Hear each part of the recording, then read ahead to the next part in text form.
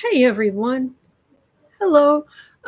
Welcome to our kind of group. We're coming together to watch the 8th January 6th Select Committee hearing.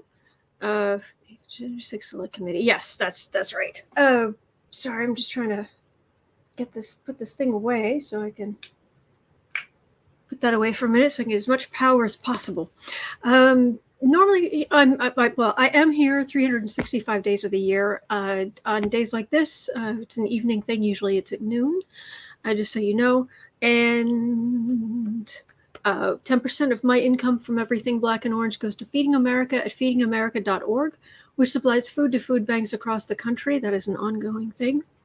We have epic troll slayers, and we have a great community here because of you. Thank you.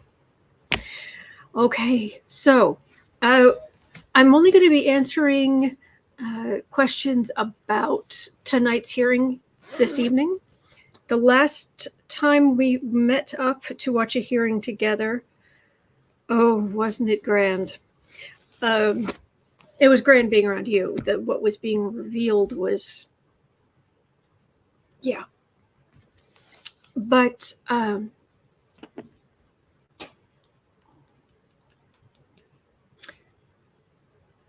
sorry, something happened in the... yes, Pamela Bryant, you are in 45's Oval Office. Yes, I am. I actually got some help. Sarah was able to help me find this because I needed a public domain picture I could use of... I wanted Trump's Oval Office because tonight is going to be all about Trump. Also, I heard on Stephanie Miller. Hang on. I've got this. I made a note earlier. Here's one I made earlier. Stephanie Miller. She was talking to Malcolm Nance on her show today and said that tonight we're going to see the Trump blooper reel, which is what they were jokingly calling the videos he kept making that they made him redo. So the horrible video he put out, but it was the best one out of all. Like there were like 5 of them or 6 of them, but they were so bad that they made him redo it until he got one that was halfway decent. So what I heard is that we're going to get to see the other versions. I hope so. Oh, and it's not. No, this is absolutely not going to be the last hearing. It might be the last hearing for maybe a little while. I don't know, but it's definitely not the last. No, they've already said there are going to be more hearings around the time they come out with the report. So, yep. Oh, and I've got popcorn all set in the microwave. So just before we start, just before the hearing starts, I'm going to run in there and hit the power button on that. Okay, is my audio low? Is that what's going on? I've got this.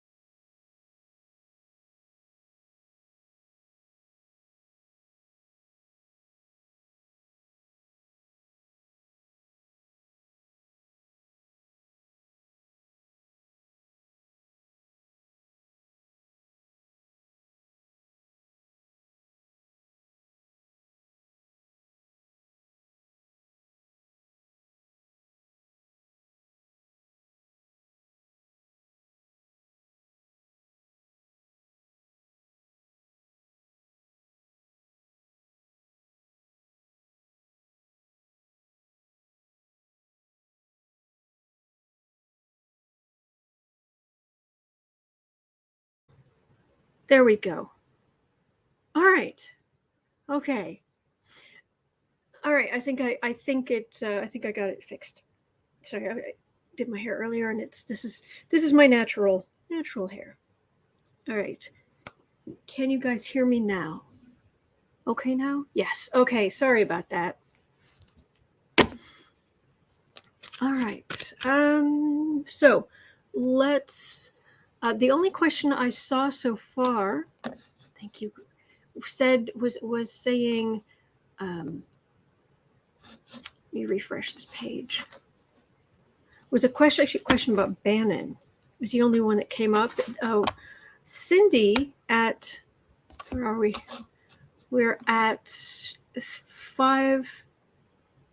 Well, we're 6 minutes in. Cindy had the question, will Steve Bannon be finally implicated officially in January 6th?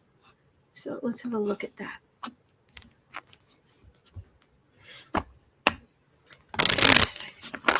Oh, I hear you, Ricky. And the white is, he is under the white blanket here. Well, black and white blanket.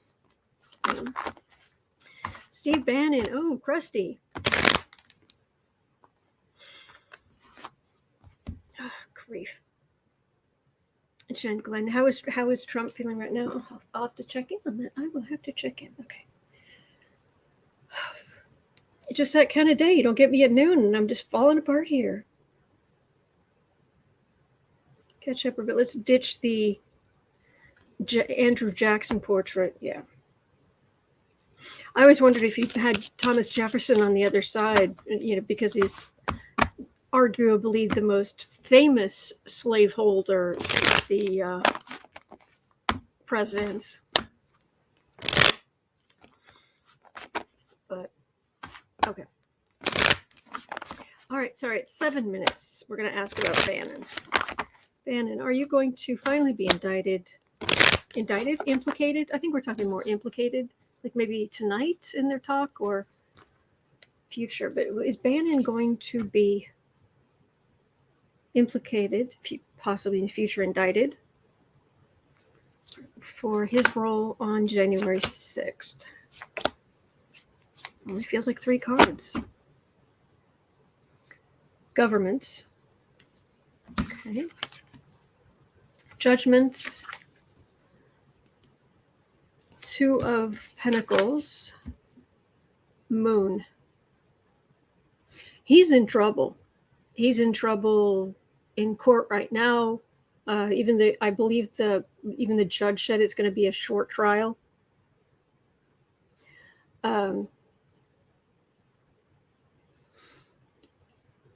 Yeah, he's unsteady right in the center, and he's surrounded by blaring judgment and howling at the moon. He's in trouble. And it couldn't happen to a bigger jerk, because you'd have trouble finding a bigger jerk. Oh, wait, there's Trump. Okay, there was an,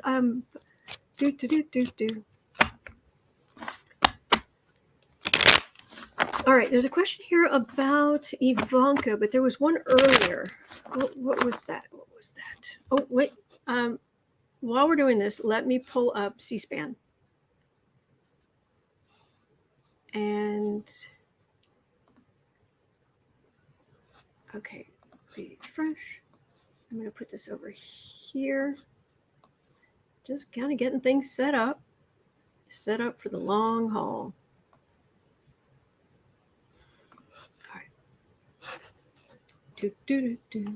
Oh, great. Thank you, Sarah. Sarah's helping me tonight, and I am so grateful. Does such great work, and she grabbed the questions for me. Thank you. Above and beyond. Amazing. Wonderful.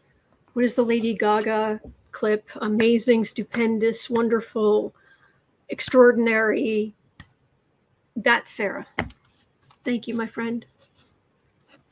All right, so but I wanted to pull up C-SPAN here. And I'm going to need my little hearing doodad. Hearing doodads. Like you do. All right.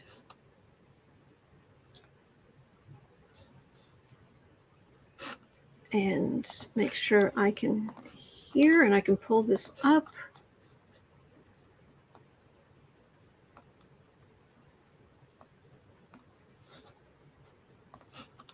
Okay, share.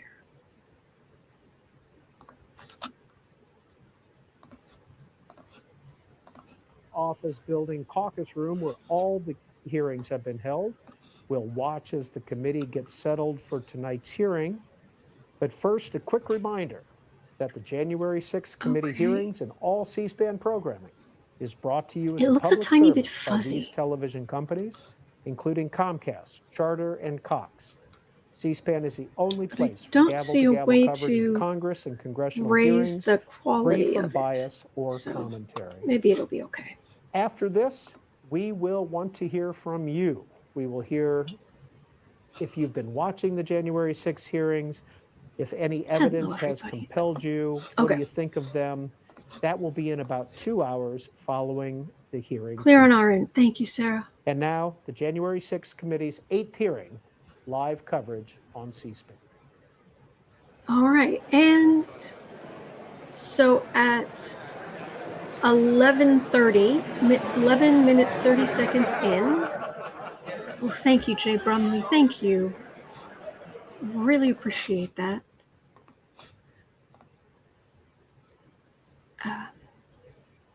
Oh, I'm glad. Okay, so Jen, sorry, at 11:45. Sorry about that. At 11:45, how is Trump feeling right now?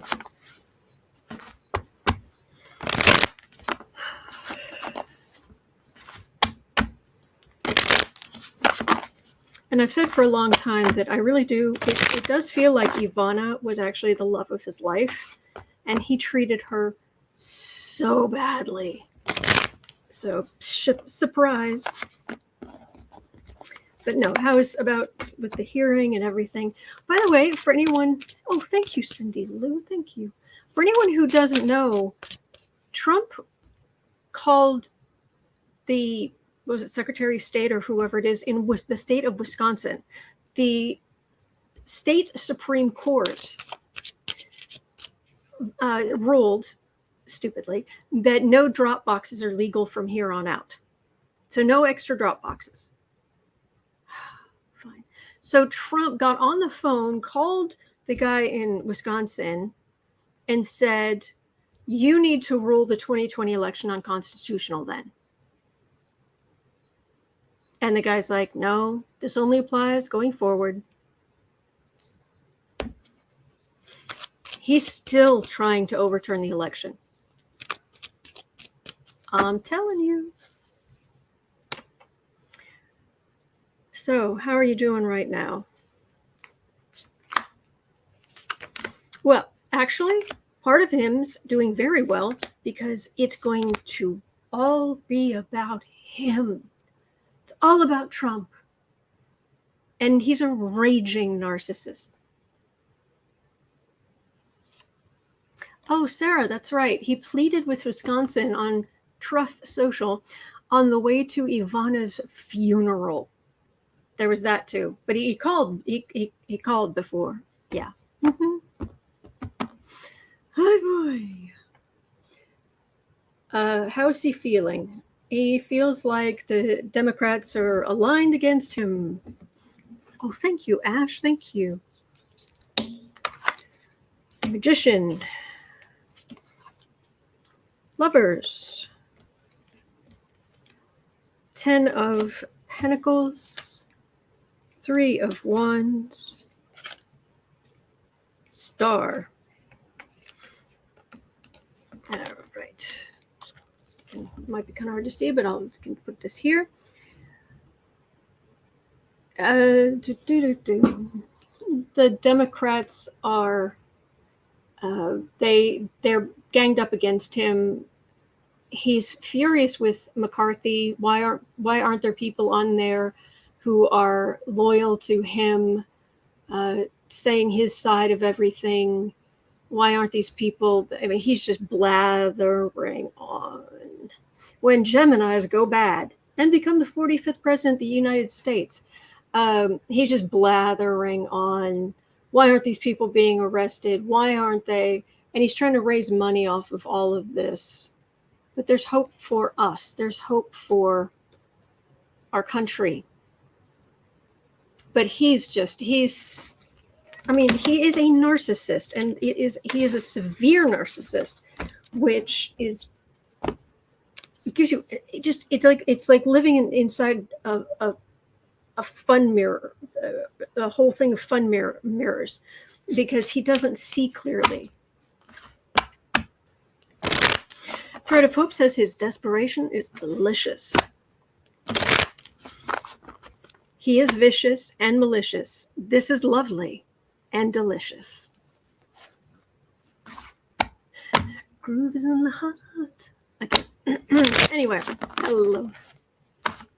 So at 16 minutes in, let's have a quick look. Karen Conroy was asking, will tonight be shocking or not so surprising to us? Because then again, you know, we are the new age news junkies and political news junkies, and yeah, we know a lot. But will tonight be shocking? I have a feeling it will be. It feels like it will be.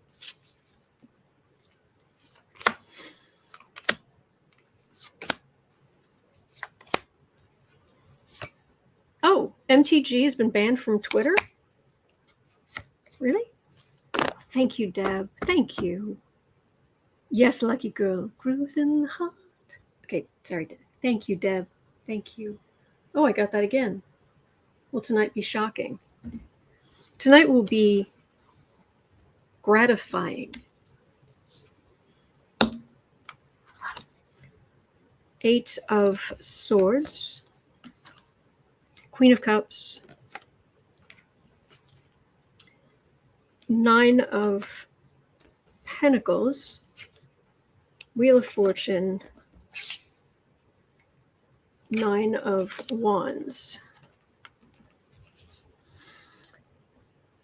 Will tonight be shocking? Sorry, let me have a look at this. What I get of the feeling, do you know the expression when the rubber hits the road? It's like, okay, we can have plans, we can talk about things and what have you, but boy, when the rubber hits the road, when the tires are going, when it's, you know, things are actually in motion, it feels like that. Only it's grinding into the asphalt is what it feels like. This is going to bring it home for us. So, eek. So that's what I'm getting there. We've been waiting.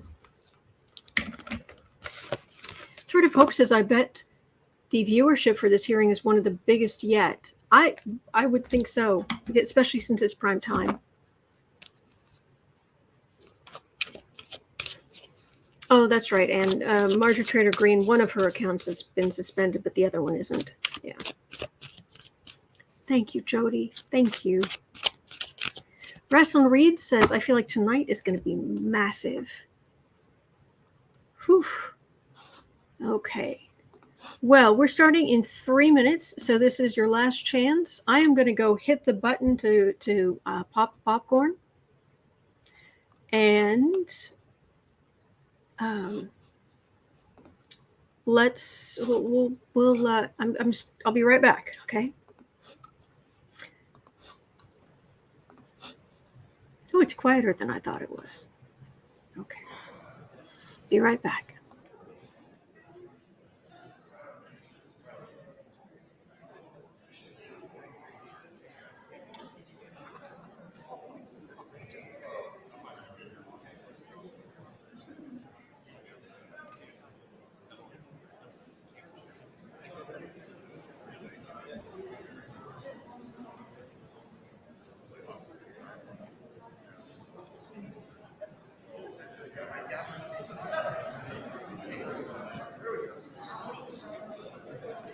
Okay.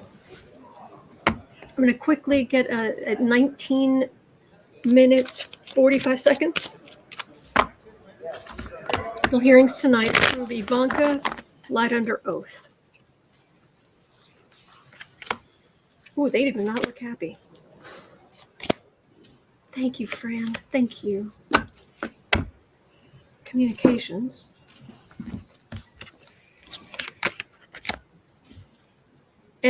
Not tonight. I'm not getting a lot for Ivanka getting her comeuppance tonight. she's doing the whole breathy thing, which bugs me. But I think we're going to be a little disappointed if we're hoping this takes down Ivanka. There's going to be a lot more here. All right, I need to go watch the popcorn right at the end. I'll be right back. Oh, thank you for being here. It's so much easier to get through together. Thank you, Angela.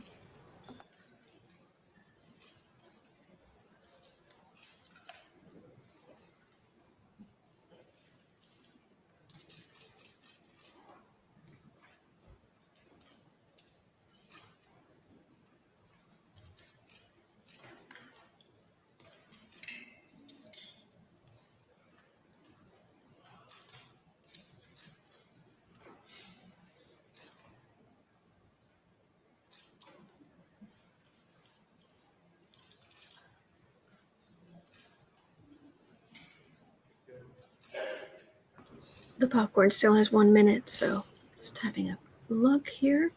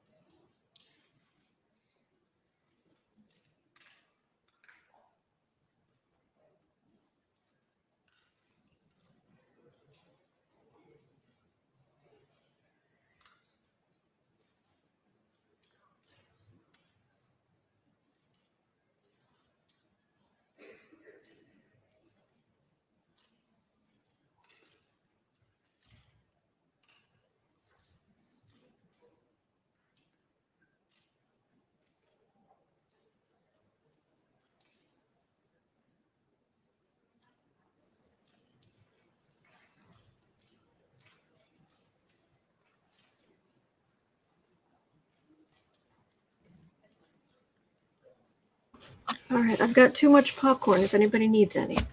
And if you were here, trust me, I'd be feeding you. All right. We're in this together. You're not alone. Keep breathing. And the main thing to remember, if you start feeling yourself getting really upset or scared, just remember, they failed. They absolutely failed. Biden is president. Trump is gone. All right? So hang in there.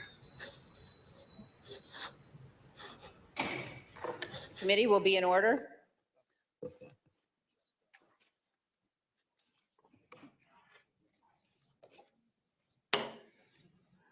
Good evening. Earlier this week, I received a positive COVID diagnosis. Per CDC guidelines, I've received the initial 2 shots and all of the boosters. Thus far, I've been blessed to experience very minimal symptoms. Because I'm still quarantined, I cannot participate in person with my colleagues. I've asked our Vice Chair, Ms. Cheney, to preside over this evening's hearing, including maintaining order in the room and swearing in our witnesses. Over the last month and a half, the Select Committee has told the story of a president who did everything in his power to overturn an election. He lied, he bullied, he betrayed his oath. He tried to destroy our democratic institutions. He summoned a mob to Washington. Afterward, on January 6th, when he knew that the assembled mob was heavily armed and angry, he commanded the mob to go to the Capitol, and he emphatically commanded the heavily armed mob to fight like hell. For the weeks between November election and January 6th, Donald Trump was a force to be reckoned with. He shrugged off the factuality and legality, correct, sober advice of his knowledgeable and sensible advisors. Instead, he recklessly blazed a path of lawlessness and corruption, the cost to which democracy be damned. And then he stopped. For 187 minutes on January 6th, this man of unbridled destructive energy could not be moved, not by his aides, not by his allies, not by the violent chants of rioters or the desperate pleas of those facing down the riot. And more tellingly, Donald Trump ignored and disregarded the desperate pleas of his own family, including Ivanka and Don Jr. Even though he was the only person in the world who could call off the mob he sent to the Capitol, he could not be moved to rise from his dining room table and walk the few steps down the White House hallway into the press briefing room where cameras were anxiously and desperately waiting to carry his message to the armed and violent mob, savagely beating and killing law enforcement officers, revenging the Capitol, and hunting down the vice president and various members of Congress. He could not be moved.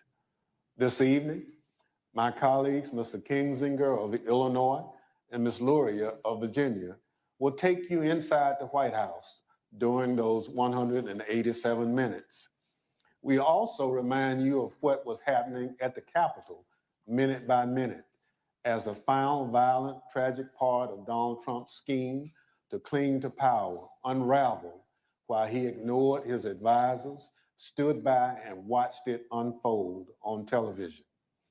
Let me offer a final thought about the Select Committee's work so far. As we've made clear throughout these hearings, our investigation goes forward. We continue to receive new information every day. We continue to hear from witnesses. We will reconvene in September to continue laying out our findings to the American people.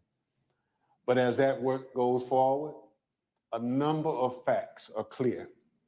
There can be no doubt that there was a coordinated, multi-step effort to overturn an election overseen and directed by Donald Trump. There can be no doubt that he commanded a mob he knew was heavily armed, violent, and angry, to march on the Capitol to try to stop the peaceful transfer of power.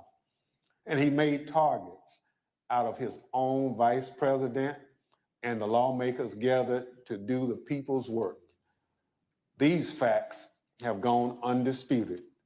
And so there needs to be accountability.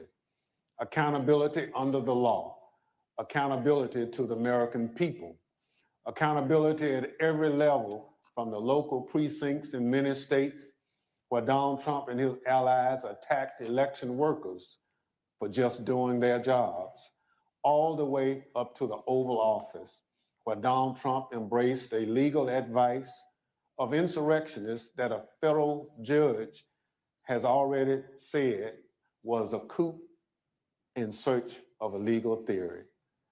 Our democracy withstood the attack on January 6th. If there's no accountability for January 6th, for every part of this scheme, I fear that we will not overcome the ongoing threat to our democracy. There must be stiff consequences for those responsible. Now I'll turn things over to our vice chair to start telling this story. Thank you, Mr. Chairman. Without objection, the presiding officer is authorized to declare the committee in recess at any point. Pursuant to House Deposition Authority Regulation 10, I announce that the committee has approved the release of the deposition material presented during today's hearing. And let me begin tonight by wishing Chairman Thompson a rapid recovery from COVID. He has expertly led us through 8 hearings so far, and he has brought us to the point we are today. In our initial hearing, the chairman and I described what ultimately became Donald Trump's 7-part plan to overturn the 2020 presidential election, a plan stretching from before Election Day through January 6th. At the close of today's hearing, our 9th, we will have addressed each element of that plan. But in the course of these hearings, we have received new evidence and new witnesses have bravely stepped forward. Efforts to litigate and overcome immunity and executive privilege claims have been successful, and those continue. Doors have opened, new subpoenas have been issued, and the dam has begun to break. And now, even as we conduct our 9th hearing, we have considerably more to do. We have far more evidence to share with the American people and more to gather. So our committee will spend August pursuing emerging information on multiple fronts before convening further hearings this September. Today, we know far more about the president's plans and actions to overturn the election than almost all members of Congress did when President Trump was impeached on January 13th, 2021, or when he was tried by the Senate in February of that year. 57 of 100 senators voted to convict President Trump at that time, and more than 20 others said they were voting against conviction because the president's term had already expired. At the time, the Republican leader of the United States Senate said this about Donald Trump. A mob was assaulting the Capitol in his name. These criminals were carrying his banners, hanging his flags, and screaming their loyalty to him. It was obvious that only President Trump could end this. He was the only one. Leader McConnell reached those conclusions based on what he knew then, without any of the much more detailed evidence you will see today. Lawlessness and violence began at the Capitol on January 6, 2021, before 1 p.m., and continued until well after darkness fell. What exactly was our commander-in-chief doing during the hours of violence? Today, we address precisely that issue. Everything you've heard in these hearings thus far will help you understand President Trump's motives during the violence. You already know Donald Trump's goal: to halt or delay Congress's official proceedings to count certified electoral votes. You know that Donald Trump tried to pressure his vice president to illegally reject votes and delay the proceedings. You know he tried to convince state officials and state legislators to flip their electoral votes from Biden to Trump. And you know Donald Trump tried to corrupt our Department of Justice to aid his scheme. But by January 6th, none of that had worked. Only one thing was succeeding on the afternoon of January 6th. Only one thing was achieving President Trump's goal. The angry, armed mob President Trump sent to the Capitol broke through security, invaded the Capitol, and forced the vote counting to stop.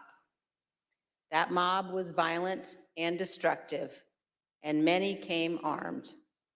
As you will hear, Secret Service agents protecting the vice president were exceptionally concerned about his safety and their own. Republican leader Kevin McCarthy was scared, as were others in Congress, even those who themselves helped to provoke the violence. And as you will see today, Donald Trump's own White House counsel, his own White House staff, members of his own family, all implored him to immediately intervene to condemn the violence and instruct his supporters to stand down, leave the Capitol, and disperse. For multiple hours, he would not. Donald Trump would not get on the phone and order the military or law enforcement agencies to help. And for hours, Donald Trump chose not to answer the pleas from Congress, from his own party, and from all across our nation to do what his oath required.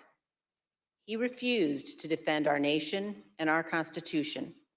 He refused to do what every American president must. In the days after January 6th, Almost no one of any political party would defend President Trump's conduct, and no one should do so today. Thank you, and I now recognize the gentlewoman from Virginia. Thank you, Madam Vice Chair.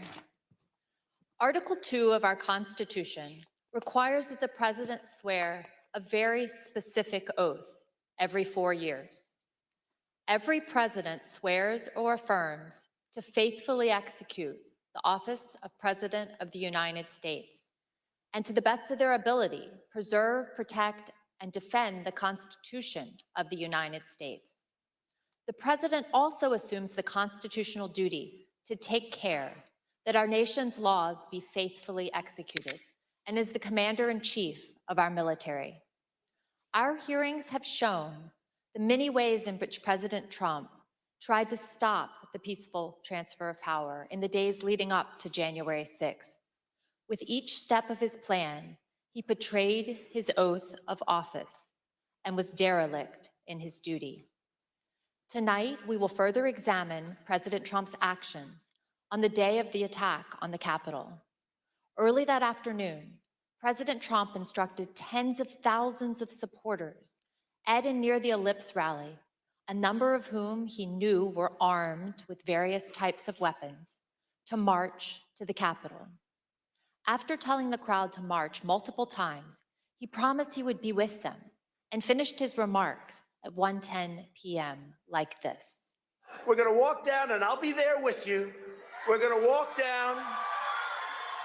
We're going to walk down anyone you want, but I think right here, we're going to walk down to the Capitol. So let's walk down Pennsylvania Avenue. By this time, the Vice President was in the Capitol. The joint session of Congress to certify Joe Biden's victory was underway, and the Proud Boys and other rioters had stormed through the first barriers and begun the attack. Radio communications from law enforcement informed Secret Service and those in the White House Situation Room of these developments in real time. At the direction of President Trump, thousands more rioters marched from the Ellipse to the Capitol, and they joined the attack. As you will see in great detail tonight, President Trump was being advised by nearly everyone to immediately instruct his supporters to leave the Capitol, disperse, and halt the violence. Virtually everyone told President Trump to condemn the violence in clear and unmistakable terms. And those on Capitol Hill and across the nation begged President Trump to help. But the former president chose not to do what all of those people begged. He refused to tell the mob to leave until 4:17, when he tweeted out a video statement filmed in the Rose Garden, ending with this. So go home. We love you. You're very special. You've seen what happens. You see the way others are treated that are so bad and so evil. I know how you feel, but go home and go home in peace. By that time, 2 pipe bombs had been found at locations near the Capitol, including where the Vice President-elect was conducting a meeting. Hours of hand-to-hand combat had seriously injured scores of law enforcement officers. The Capitol had been invaded, the electoral count had been halted as members were evacuated. Rioters took the floor of the Senate. They rifled through desks and broke into offices, and they nearly caught up to Vice President Pence. Guns were drawn on the House floor, and a rioter was shot attempting to infiltrate the chamber. We know that a number of rioters intended acts of physical violence against specific elected officials. We know virtually all the rioters were motivated by President Trump's rhetoric that the election had been stolen, and they felt they needed to take their country back. This hearing is principally about what happened inside of the White House that afternoon. From the time when President Trump ended his speech until the moment when he finally told the mob to go home, a span of 187 minutes, more than 3 hours. What you will learn is that President Trump sat in his dining room and watched the attack on television, while his senior-most staff, closest advisors, and family members begged him to do what is expected of any American president. I served proudly for 20 years as an officer in the United States Navy. Veterans of our armed forces know firsthand the leadership that's required in a time of crisis, urgent and decisive action that puts duty and country first. But on January 6th, when lives and our democracy hung in the balance, President Trump refused to act because of his selfish desire to stay in power. And I yield to the gentleman from Illinois, Mr. Kinzinger. Thank you. Thank you, Ms. Loria. 1 week after the attack, Republican leader Kevin McCarthy acknowledged the simple truth. President Trump should have acted immediately to stop the violence. During our investigation, General Mark Milley, the chairman of the Joint Chiefs of Staff, also remarked on the president's failure to act. Let's hear what they had to say. The president bears responsibility for Wednesday's attack on Congress by mob rioters. He should have immediately denounced the mob when he saw what was unfolding. These facts require immediate action by President Trump. Yeah, you're the commander-in-chief. You got an assault going on the Capitol of the United States of America. And there's nothing. No call, nothing, zero. Like my colleague from Virginia, I'm a veteran. I served in the Air Force and I serve currently in the Air National Guard. I can tell you that General Milley's reaction to President Trump's conduct is 100% correct. And so was Leader McCarthy's. What explains President Trump's behavior? Why did he not take immediate action in a time of crisis? Because President Trump's plan for January 6th was to halt or delay Congress's official proceeding to count the votes. The mob attacked the Capitol the mob attacking the Capitol quickly caused the evacuation of both the House and the Senate. The count ground to an absolute halt and was ultimately delayed for hours. The mob was accomplishing President Trump's purpose, so of course he didn't intervene. Here's what will be clear by the end of this hearing. President Trump did not fail to act during the 187 minutes between leaving the ellipse and telling the mob to go home. He chose not to act. But there were hundreds that day who honored their oaths and put their lives on the line to protect the people inside the Capitol and to safeguard our democracy. Many of them are here tonight with us, and many more are watching from home. As you already know, and we'll see again tonight, their service and sacrifice shines a bright light on President Trump's dishonor and dereliction of duty. I yield to the Vice Chair. Thank you very much, Mr. Kinzinger. I'd like to begin by welcoming our witnesses this evening. Tonight, we're joined by Mr. Matthew Pottinger. Mr. Pottinger is a decorated former Marine intelligence officer who served this nation on tours of duty in Afghanistan and Iraq. He served in the Trump White House from the first day of the administration through the early morning hours of January 7th, 2021. The last role in which he served in the White House was as Deputy National Security Advisor to the President of the United States. We're also joined by Sarah Matthews. Ms. Matthews started her career in communications, working on Capitol Hill, serving on the Republican staffs of several House committees. She then worked as Deputy Press Secretary for President Trump's re-election campaign before joining the Trump White House in June of 2020. She served there as Deputy Press Secretary and Special Assistant to the President until the evening of January 6th, 2021. I will now swear in our witnesses. The witnesses will please stand and raise their right hands. Do you swear or affirm under penalty of perjury that the testimony you are about to give is the truth, the whole truth, and nothing but the truth? So help you God. Thank you. You may be seated, and let the record reflect that the witnesses answered in the affirmative. Thank you both again for being here tonight. Mr. Pottinger, thank you for your service to the nation as well as for joining us this evening. Can you please briefly explain what your responsibilities were as Deputy National Security Advisor to the President? Thank you, Madam Vice Chair. When I started at the White House, I was a senior director for Asia on the National Security Council staff. So that was a job that involved helping coordinate the president's Asia policy. I supported the president when he met or interacted with Asian leaders. Later, 2019, I was promoted to the job of Deputy National Security Advisor. In that role, I was the chairman of the Deputies Committee. That's an NSC meeting of all of the deputy cabinet secretaries. We would settle important matters of national policy related to our national security, and we would also tee up options for the president and for his cabinet members. It was, I felt then, as I do now, that it was a privilege to serve in the White House. I'm also very proud of President Trump's foreign policy accomplishments. We were able to finally compete with China. We were also able to broker peace agreements between Israel and 3 Arab states. I mean, those are some examples of the types of policies that I think made our country safer. Thank you, Mr. Pottinger. And were you in the White House during the attack on the Capitol on January 6th?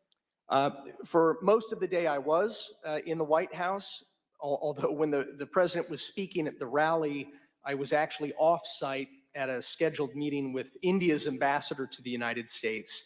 The National Security Council staff was not involved in organizing the security for what was a domestic event, the rally, but I did return to the White House at roughly 2:30 p.m.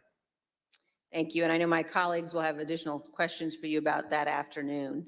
Let me turn now to you, Ms. Matthews. How did you come to join President Trump's White House staff? Thank you, Madam Vice Chair. As you outlined, I am a lifelong Republican, and I joined the Trump re-election campaign in June of 2019. I was one of the first communications staffers actually on board for his re-election campaign. And during that time, I traveled all around the country and met Kayleigh McEnany, who was also working on his re-election campaign. I worked there for a year, and I formed a close relationship with Ms. McEnany, and she moved over to the White House in April of 2020 to start as White House press secretary, and she brought over a group of campaign staff with her. And so I joined her over at the White House in June of 2020 to start as her deputy. And were you, Ms. Matthews, at work in the White House on January 6th? Yes, I was working out of the West Wing that day. Thank you. And now I'd like to recognize the gentlewoman from Virginia and the gentleman from Illinois. Thank you, Madam Vice Chair. As you've seen in our prior hearings, President Trump summoned the mob to DC on January 6th. Before he went on stage, he knew some of them were armed and prepared for combat.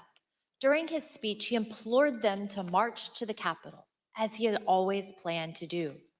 By the time he walked off the stage, his supporters had already breached the outer perimeter of the Capitol at the foot of Capitol Hill. Since our last hearings, we've received new testimony from a security professional working in the White House complex on January 6th, with access to relevant information and responsibility to report to national security officials. This security official told us that the White House was aware of multiple reports of weapons in the crowd that morning. We as a committee are cognizant of the fear of retribution expressed by certain national security witnesses who have come forward to tell the truth. We've therefore taken steps to protect this national security individual's identity. Listen to this clip from their testimony. What was the consistent message from the people about this idea of the president to walk to the Capitol? To be completely honest, you were all in a state of shock. Because why? Because it's just, one, I think the actual physical feasibility of doing it, and then also we all knew what that implicated and what that meant, that this was no longer a rally, that this was going to move to something else if he physically walked to the Capitol. I don't know if you want to use the word insurrection, coup, whatever. We all knew that this would move from a normal, democratic, public event into something else. What was driving that sentiment, considering this part of it, the actual breach of the Capitol, hadn't happened yet? Why were we alarmed? Right. The president wanted to lead tens of thousands of people to the Capitol. I think that was enough grounds for us to be alarmed. Even though he understood many of his supporters were armed, the president was still adamant to go to the Capitol when he got off the stage at the Ellipse. But his Secret Service detail was equally determined to not let him go. That led to a heated argument with the detail that delayed the departure of the motorcade to the White House. We have evidence from multiple sources regarding an angry exchange in the presidential SUV, including testimony we will disclose today from 2 witnesses who confirmed that a confrontation occurred. The first witness is a former White House employee with national security responsibilities.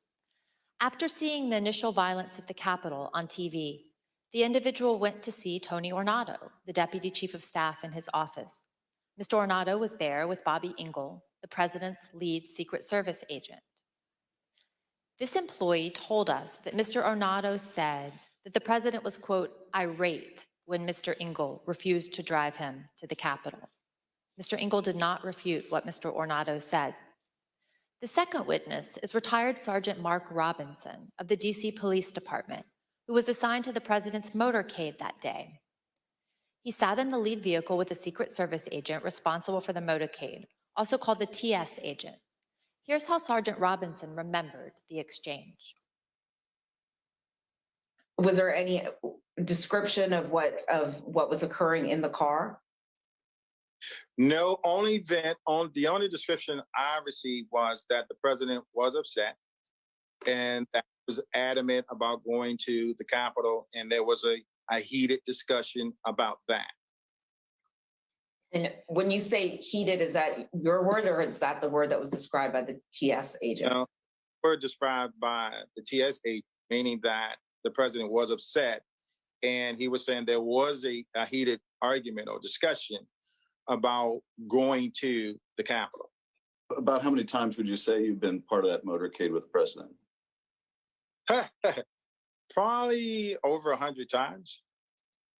And in that 100 times, have you ever witnessed another discussion of an argument or heated discussion with the president where the president was contradicting where he was supposed to go or what the Secret Service believed was safe? No. Like other witnesses, Sergeant Robinson also testified that he was aware that individuals in the crowd were armed. Yes, I believe he was on special events channel, and I was monitoring the traffic, and so I can hear some of the units pointing out to individuals that there were individuals along Constitution Avenue that were armed, that were up in the trees, and I can hear the units responding to those individuals. And so there's always a concern when there's a protest in the area. And like other witnesses, Sergeant Robinson told us that the president still wanted to travel to the Capitol, even after returning to the White House. So at the end of the speech, what was the plan supposed to be? So at the end of the speech, we do know that while inside the limo, the president was still adamant about going to the Capitol. That's being relayed to me by the TS agent. And so we did park the Ellipse and we responded back to the White House. However, the motorcade, the protest motorcade was placed on standby. And so we were told to stand by on West Exec until they confirmed whether or not the president was going to go to the Capitol. And so I may have waited, I would just estimate maybe 45 minutes to an hour, waiting for Secret Service to make that decision. The motorcade waited at the White House for more than 45 minutes before being released. The committee is also aware that accounts of the angry confrontation in the presidential SUV have circulated widely among the Secret Service since January 6th. Recent disclosures have also caused the committee to subpoena yet further information from the Secret Service, which we've begun to receive and will continue to assess. The committee is also aware that certain Secret Service witnesses have now retained new private counsel. We anticipate further testimony under oath and other new information in the coming weeks. After the Secret Service refused to take President Trump to the Capitol, he returned to the White House. What you see on the screen is a photo of him inside the Oval Office immediately after he returned from the rally, still wearing his overcoat. A White House employee informed the president as soon as he returned to the Oval about the riot at the Capitol. Let me repeat that. Within 15 minutes of leaving the stage, President Trump knew that the Capitol was besieged and under attack. At 1:25, President Trump went to the private dining room off the Oval Office. From 1:25 until 4 o'clock, the president stayed in his dining room. Just to give you a sense of where the dining room is situated in the West Wing, let's take a look at this floor plan. The dining room is connected to the Oval Office by a short hallway. Witnesses told us that on January 6th, President Trump sat in his usual spot, at the head of the table, facing a television hanging on the wall. We know from the employee that the TV was tuned to Fox News all afternoon. Here you can see Fox News on the TV showing coverage of the joint session that was airing that day at 1:25. Other witnesses confirmed that President Trump was in the dining room with the TV on for more than 2.5 hours. There was no official record of what President Trump did while in the dining room. On the screen is the presidential call log from January 6th.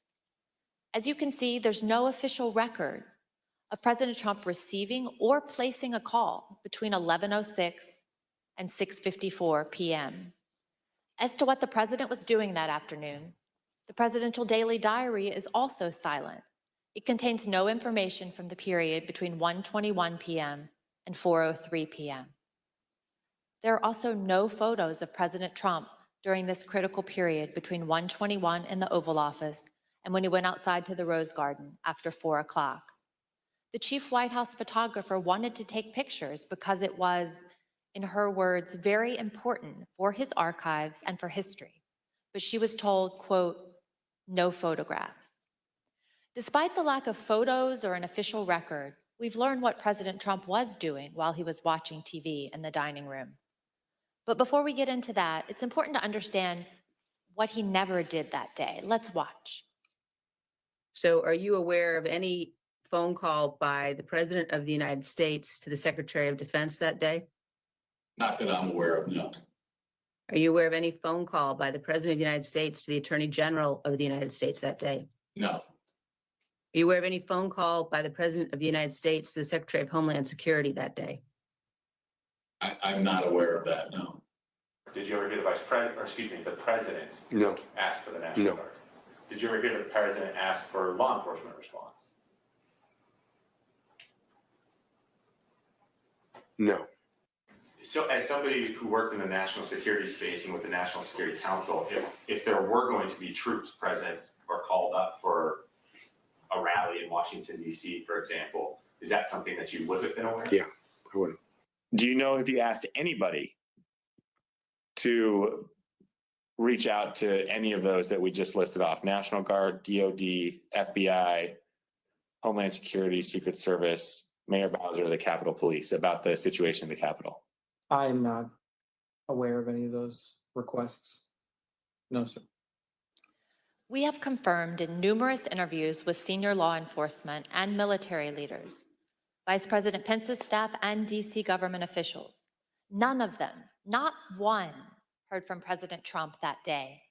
He did not call to issue orders. He did not call to offer assistance. This week, we received additional testimony from yet another witness about why the president didn't make any efforts to quell the attack.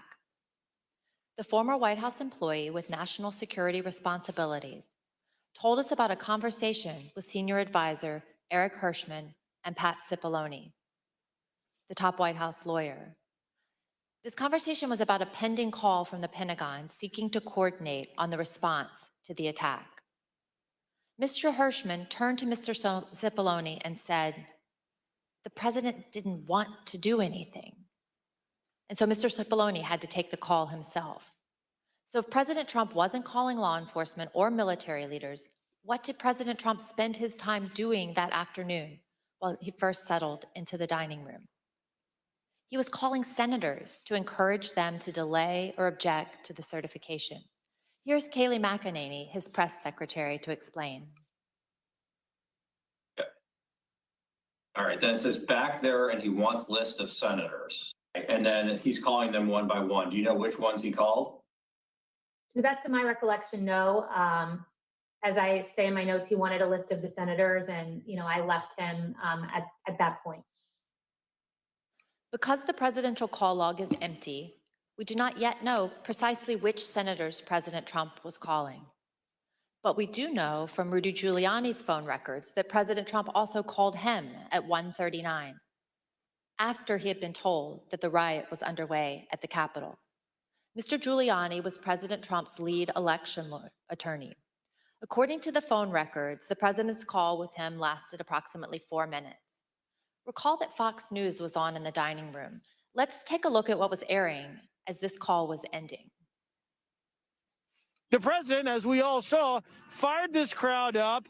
They've all, tens of thousands, maybe 100,000 or more, have gone down to the Capitol or elsewhere in the city, and they're very upset. Now, I jumped down as soon as we heard the news that Brett gave you about Mike Pence. I started talking to these people. I said, what do you think? One woman, an Air Force veteran from Missouri, said she was, quote, disgusted to hear that news and that it was his duty to do something. And I told her, I said, there's nothing in the Constitution unilaterally that Vice President Pence could do. She said, that doesn't matter. He should have fought for Trump.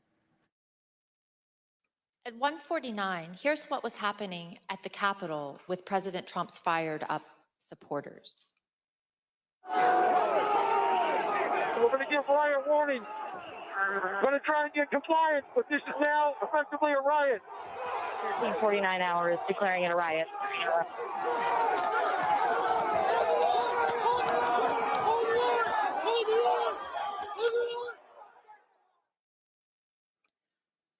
What did President Trump do at 1:49 as the DC police at the same time were declaring a riot at the Capitol? As you can see on the screen, he tweeted out a link to the recording of his ellipse speech. This was the same speech in which he knowingly sent an armed mob to the Capitol. But President Trump made no comment about the lawlessness and the violence. I yield to the gentleman from Illinois. The next action President Trump took was to tweet at 2:24 p.m. What happened during the 35 minutes between his last tweet at 1:49 and 2:24? His staff repeatedly came into the room to see him and plead that he make a strong public statement condemning the violence and instructing the mob to leave the Capitol. He did not relent until after 4 o'clock when he went out to go to the Rose Garden to film his now infamous go home message. Pat Cipollone was a top White House lawyer. Here's what he told us about his reaction to seeing the violence and his advice throughout the afternoon. When did you first realize that there was actual violence or rioting? I first realized that it may have been on television, or it may have been Tony, or it may have been filmed. But I found out that people were, they weren't in the Capitol yet, but they were, and then I started watching it, and then I was aware. What specifically did you think needed to be done? I think I was pretty clear there needed to be an immediate and forceful response statement, public statement, that people need to leave the Capitol now. My question is exactly that. That it sounds like you, from the very onset of violence at the Capitol, right around 2 o'clock, were pushing for a strong statement that people should leave the Capitol. Is that right? I was, and others were as well. Pat, you said that you expressed your opinion forcefully. Could you tell us exactly how you did that? Yeah, I can't, don't have, I have to, on the privilege issue, I can't talk about conversations with the president, but I can generically say that I said, people need to be told, there needs to be a public announcement fast that they need to leave the Capitol. And Pat, could you let us know approximately when you said that? Approximately when? Almost immediately after I found out people were getting into the Capitol or approaching the Capitol in a way that was violent. Do you remember any discussion with Mark Meadows with respect to his view that the president didn't want to do anything? Was somehow resistant to wanting to say something along the lines that you suggest? And it's not just to be clear, many people suggested it. Not just me, many people felt the same way. I'm sure I had conversations with Mark about this during the course of the day and expressed my opinion very forcefully that this needs to be done. So your advice was tell people to leave the Capitol, and it took over 2 hours when there were subsequent statements made, tweets put forth that in your view were insufficient. Did you continue, Mr. Cipollone, throughout the period of time up until 4/17, continue, you and others, to push for a stronger statement? Yes. Were you joined in that effort by Ivanka Trump? Yes. By Eric Hershey? Yes. By Mark Meadows? Yes. White House counsel's office wanted there to be a strong statement out to condemn the rioters. I'm confident in that. I'm confident that Ivanka Trump wanted there to be a strong statement to condemn the rioters. I don't know the private conversation she had with Mr. Trump, but I remember when she came to the office one time with White House counsel's office, when she came to the chief of staff's office with White House counsel's office, she was talking about the speech later that day and trying to get her dad on board with saying something that was more direct than he had wanted to at the time and throughout the afternoon. And I think Mark also I remember him getting Ivanka involved because it's like, get Ivanka down here because he thought that would be important. I don't think Jared was there in the morning, but I think he came later. I remember thinking it was important to get him in there too. And of course, Pat Philbin, was expressing the same things. I mean, Pat Philbin, was very, as I said, I don't think there was one of these meetings where there might have been, but for the most part, I remember that both of us going down together, going back, getting on phone calls. He was also very clearly expressing this view. Pat Cipollone and Cassidy Hutchinson, an aide to Chief of Staff Mark Meadows, also told us about the Hang Mike Pence chants. As you will see, Mr. Cipollone recalled conversations about those chants in the West Wing, but he relied on executive privilege to maintain confidentiality over his and others' direct communications with the president. Although Mr. Cipollone was unwilling to provide more detail, Ms. Hutchison provided more explicit information, filling in those blanks. See that for yourself. Wasn't until Mark hung up the phone, handed it back to me. I went back to my desk. A couple minutes later, him and Pat came back, possibly Eric Hirschman too. I'm pretty sure Eric Hirschman was there. But I'm confident it was Pat that was there. I remember Pat saying something to the effect of, Mark, we need to do something more. They're literally calling for the vice president to be effing hung. And Mark had responded something to the effect of, you heard him, Pat. He thinks Mike deserves it. He doesn't think they're doing anything wrong. To which Pat said something, this is effing crazy. We need to be doing something more. Briefly stepped into Mark's office. Do you remember any discussion at any point during the day about rioters at the Capitol chanting "Hang Mike Pence"? Yes, I remember hearing about that. Yes. Yeah. I don't know if I observed that myself on TV. I'm just curious. I understand the privilege line you've drawn, but do you remember what you can share with us about the discussion about those chants, the "Hang Mike Pence" chants?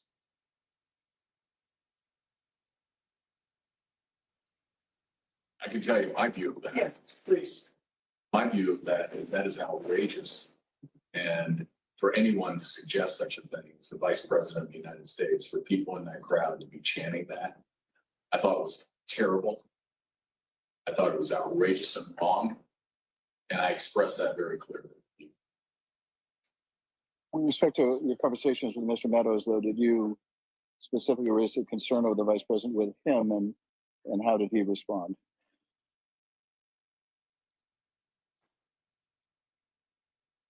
I believe I raised a concern about the vice president, and I again, the nature of his response, without recalling exactly, was he, people were doing all that they could.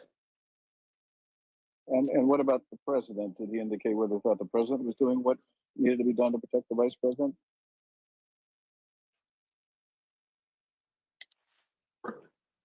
Yeah, just sir. That question. Call for president meeting, yeah. Okay. I'm being instructed on it. I see. In addition, Mr. Cipollone testified that it would have been feasible, as commentators on television were suggesting, for President Trump to immediately appear at the podium in the press room to address the nation. Would it have been possible at any moment for the president to walk down to the podium in the briefing room and talk to the nation at any time between when you first gave him that advice at 2:00 and 4:17 when the video statement? Would that have been possible? Would it have been possible? Yes. Yes, it would have been possible. We just heard Mr. Cipollone say that President Trump could have gone to the press briefing room to issue a statement at any moment. To give you a sense of just how easy that would have been, let's take a look at a map of the West Wing. As we saw earlier, the president's private dining room is at the bottom of the map. The press briefing room is at the top, highlighted in blue. And the Rose Garden, where the president ultimately filmed his go home video, is on the right next to the Oval Office, and that's highlighted in green. Ms. Matthews, how quickly could the president have gotten on camera in the press briefing room to deliver a statement to the nation? So as you outlined, it would take probably less than 60 seconds from the Oval Office dining room over to the press briefing room. And for folks that might not know, the briefing room is the room that you see the White House press secretary do briefings from, with the podium and the blue backdrop. And there's a camera that is on in there at all times. And so if the president had wanted to make a statement and address the American people, he could have been on camera almost instantly. And conversely, the White House press corps has offices that are located directly behind the briefing room. And so if he had wanted to make an address from the Oval Office, we could have assembled the White House press corps probably in a matter of minutes to get them into the Oval for him to do an on-camera address. Thank you. Other witnesses have given us their views on that question. For example, General Keith Kellogg told us that some staff were concerned that a live appearance by the president at the microphones at that moment could actually make matters worse. He told us he recommended against doing a press conference because during his 4 years in the Trump administration, quote, there wasn't a single clean press conference we had had. President Trump's advisors knew his state of mind at that moment, and they were worried about what he would say in unscripted comments. I yield to the gentlewoman from Virginia. Thank you. As you've heard, by 2:00, multiple staff members in the White House recognized that a serious situation was underway at the Capitol. Personally, I recall being evacuated from the House office building where we're sitting before this time. It was due to the discovery of 2 pipe bombs in nearby buildings. Ms. Matthews, around the same time, you were watching the violence unfold on television and social media with colleagues, including with Ben Williamson, a senior aide to Mark Meadows and the acting director of communications. You told us that before President Trump sent his next tweet at 2:24, Mr. Williamson got up to go see Mr. Meadows, and you got up to go see Kayleigh McEnany. Why did you both do that? So Ben and I were watching the coverage unfold from one of the offices in the West Wing, and we both recognized that the situation was escalating, and it was escalating quickly, and that the president needed to be out there immediately to tell these people to go home and condemn the violence that we were seeing. So I told him that I was going to make that recommendation to Kayleigh, and he said he was going to make the same recommendation to the chief of staff, Mark Meadows. Thank you. And one of your colleagues in the press office, Judd Deere, told us he also went to see Ms. McEnany at that time. Let's hear what he said about this critical period of time right as the rioters were getting into the Capitol. And why did you think it was necessary to say something? Well, I mean, it appears that individuals are storming the U.S. Capitol building. They also appear to be supporters of Donald Trump who may have been in attendance at the rally. We're going to need to say something. And did you have a view as to what should be said by the White House? If I recall, I told Kaylee that I thought that we needed to encourage individuals to stop, to respect law enforcement, and to go home. Although President Trump was aware of the ongoing riot, he did not take any immediate action to address the lawlessness. Instead, at 2:03, he called Rudy Giuliani again, and that call lasted for over 8 minutes. Moments later, at 2:13, rioters broke into the Capitol itself. One of the Proud Boys charged with seditious conspiracy, Dominic Pizzola, used an officer's shield to smash a window, and rioters flooded into the building.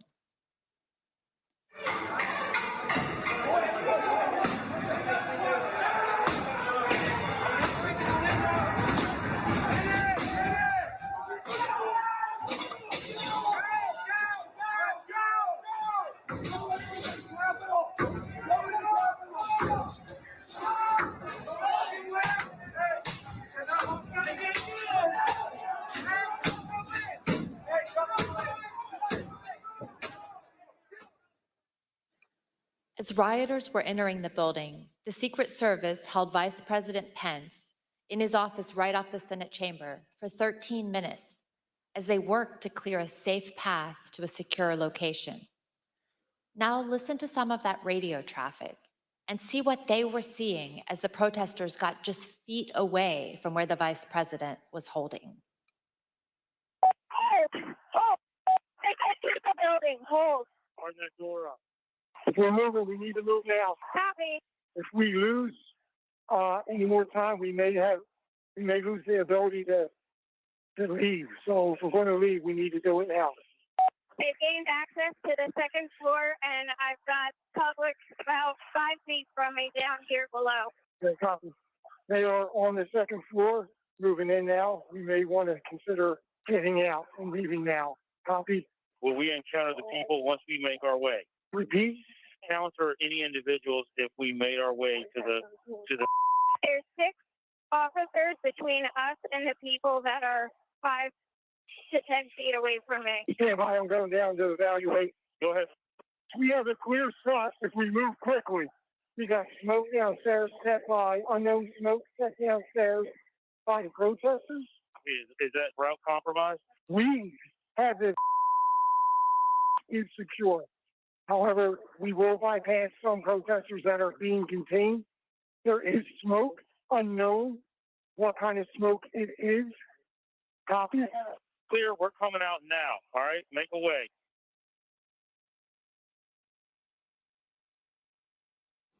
The President's National Security Council staff was listening to these developments and tracking them in real time. On the screen, you can see excerpts from the chat logs among the President's National Security Council staff. At 2:13, the staff learned that the rioters were kicking in the windows at the Capitol. 3 minutes later, the staff said the Vice President was being pulled, which meant agents evacuated him from the Senate floor. At 2:24, the staff noted that the Secret Service agents at the Capitol did not, quote, sound good right now. Earlier, you heard from a security professional who had been working in the White House complex on January 6th with access to relevant information and a responsibility to report to national security officials.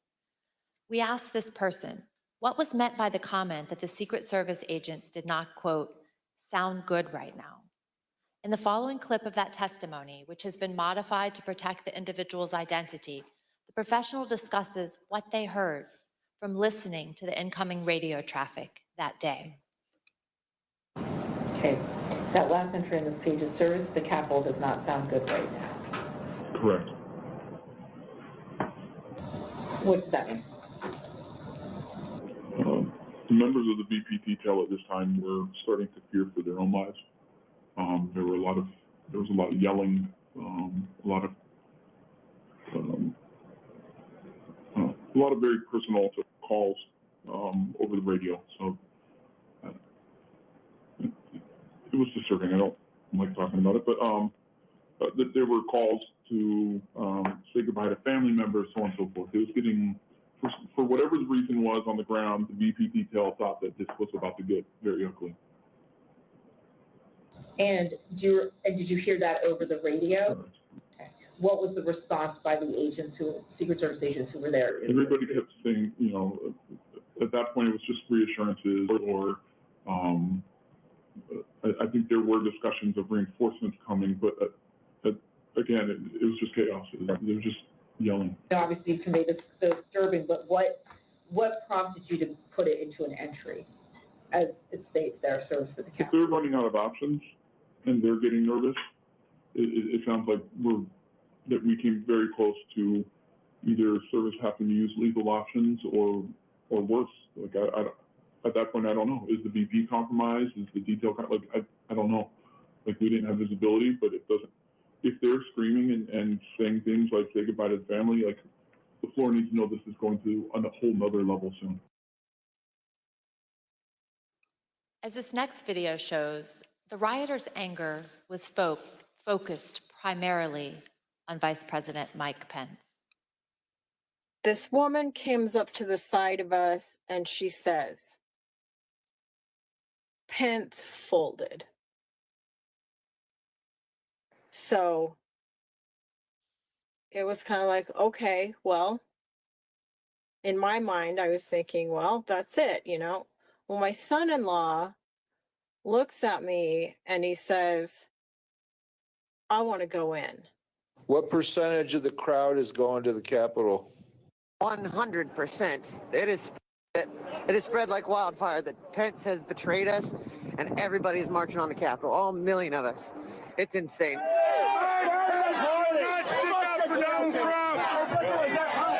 Mike Pence, traitor! In case you haven't heard yet. What happened? What happened? I keep hearing that Mike Pence has screwed us. That's the word. I keep hearing reports that Mike Pence has screwed us. Did people appear angry as you were walking to the Capitol? Yeah, a lot of people seem like they're very upset. Tell us some of the things they were saying, if you recall. Oh, they were saying all types. You know, people were screaming all types of stuff. They were mad that Vice President Pence was going to accept the electorals. I mean, it was a little. If you could think it up, you were hearing it. I believe that Vice President Pence was going to certify the electoral votes or not certify them, but I guess that's just changed, correct? And it's a very big disappointment. I think there's several 100,000 people here that are very disappointed. President Trump did not try to calm his thousands of disappointed supporters. Instead, at almost the same moment violence was getting completely out of hand, Donald Trump sent his 224 tweet. The president said, Mike Pence didn't have the courage to do what should have been done to protect our country and our Constitution. Despite knowing the Capitol had been breached and the mob was in the building, President Trump called Mike Pence a coward and placed all the blame on him for not stopping the certification. He put a target on his own vice president's back. Mr. Pottinger and Ms. Matthews, when we ask you about your reaction to seeing the 224 tweet in real time, you both use the same imagery to describe it. President Trump was adding fuel to the fire. Mr. Pottinger, you made the decision to resign after seeing this tweet. Can you please tell us why? Yes, so that was pretty soon after or shortly before I'd gotten back to the White House. I'd come from off-site. I began to see for the first time those images on TV of the chaos that was unfolding at the Capitol. one of my aides handed me a sheet of paper that contained the tweet that you just read. I read it and was quite disturbed by it. I was disturbed and worried to see that the president was attacking Vice President Pence for doing his constitutional duty. So the tweet looked to me like the opposite of what we really needed at that moment, which was a de-escalation. That's why I had said earlier that it looked like fuel being poured on the fire. So that was the moment that I decided that I was going to resign, that would be my last day at the White House. I simply didn't want to be associated with the events that were unfolding on the Capitol.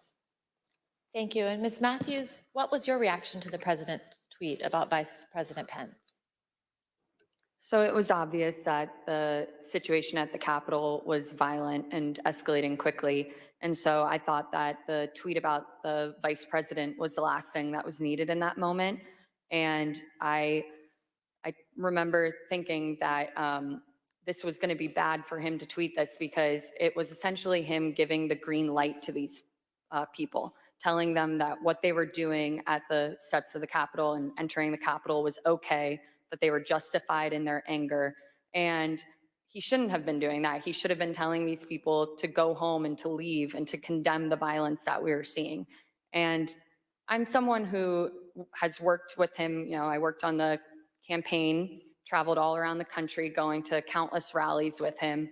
And I've seen the impact that his words have on his supporters.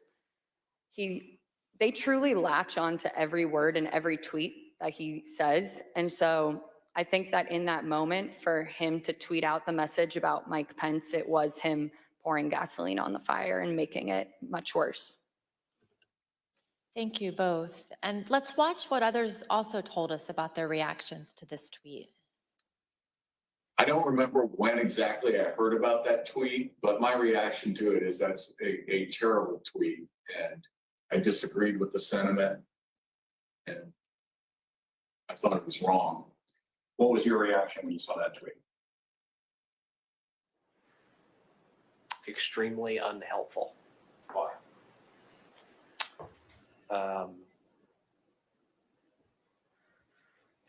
It wasn't the message that we needed at that time.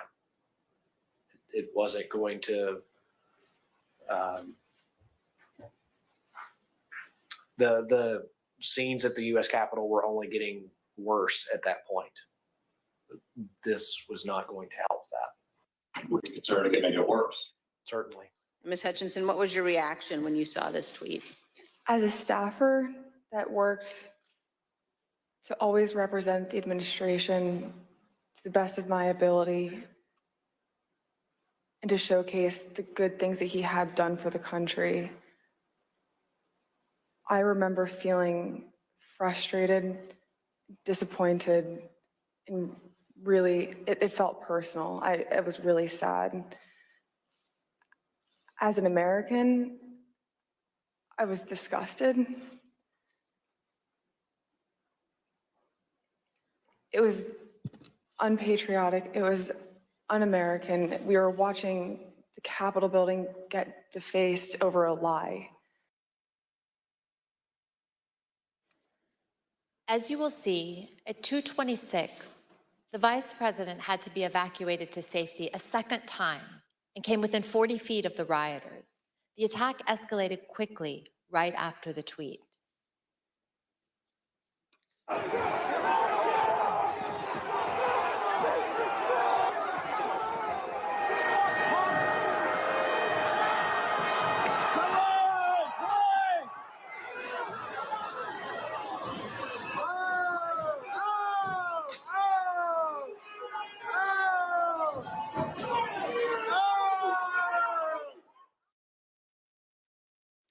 During this chaos, what did President Trump do at that point?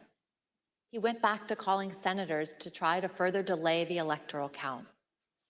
While the vice president was being evacuated from the Senate, President Trump called Senator Tommy Tuberville, one of his strongest supporters in the Senate. As Senator Tuberville later recalled, he had to end the call so that he could evacuate the Senate chamber himself. Let's listen. He didn't call my phone, called somebody else, and they handed it to me. And I basically told him, I said, Mr. President, we're not doing much work here right now because they just took our vice president out. And matter of fact, I'm gonna have to hang up on you.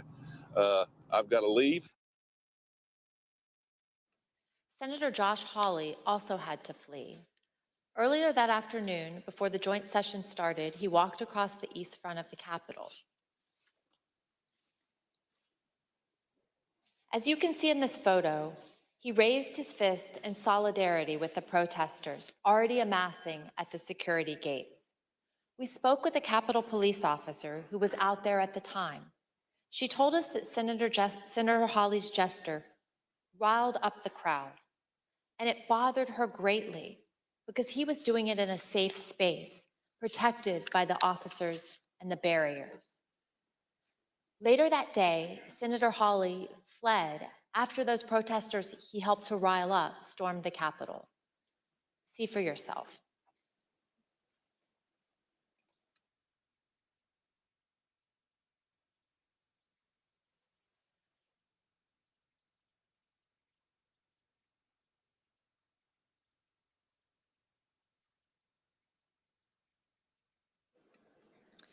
Think about what we've seen.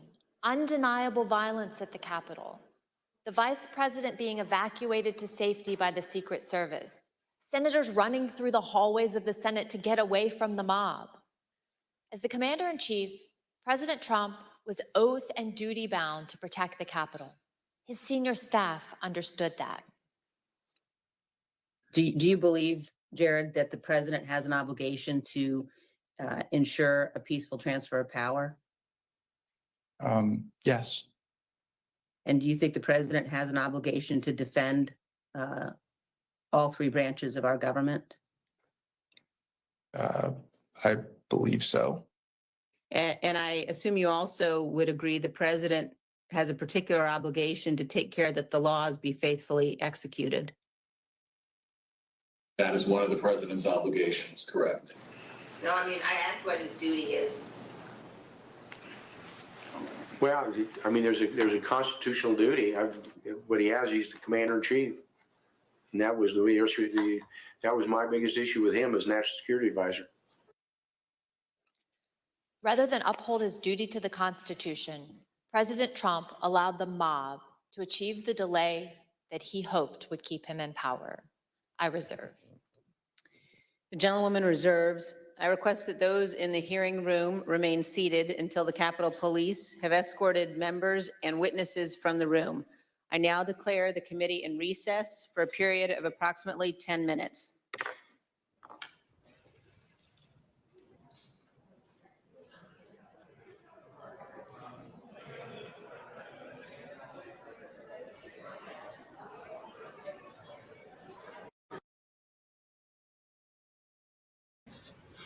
Okay, sorry about that. I've been pulling cards on your questions, and I just need to throw them into the graphic so I can show them to you. Oh, goodness gracious. Personally, I think they've made their point, but they need to show us the insurrection bloopers, of Trump. They need to, but he's still awful. He's still responsible. Thank you, Kat. Thank you. So it's very frustrating. Okay, let me see if I can grab these pictures. 1, 2, 3. Put this over here. Open this up. And move these here. Okay, I'll be able to answer your question.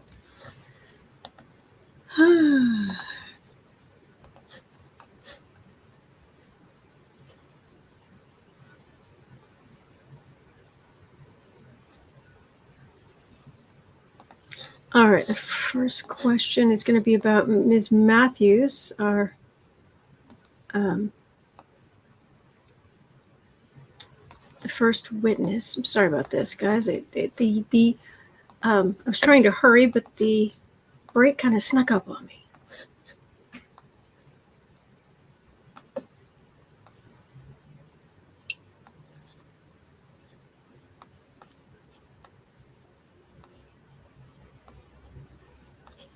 But I did feed the cat, so my priorities are correct. All right, so there's one. Second one.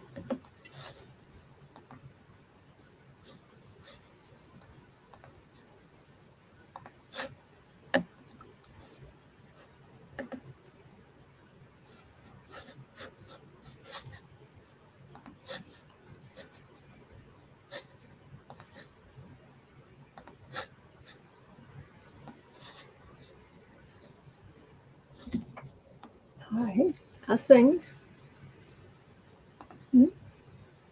Need some of that?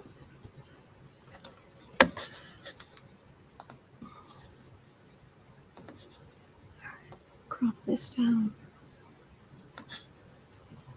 Hi. Oh, no kitty butts. No kitty butts on camera.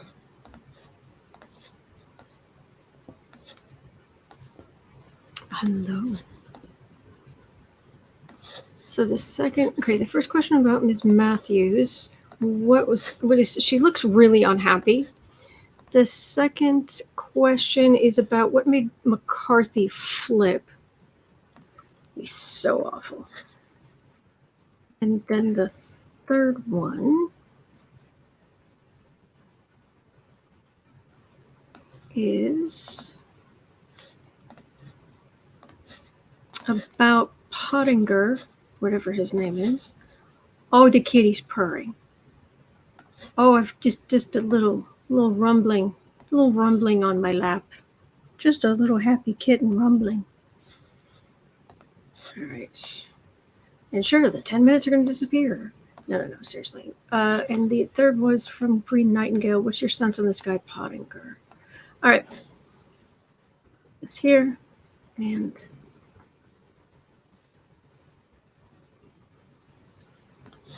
okay. It's not as perfect as I want it to be, but it will have to do. Okay. I'm going to stop sharing this for just a second. Hey, everybody. Oh, there's a kitty. Share screen.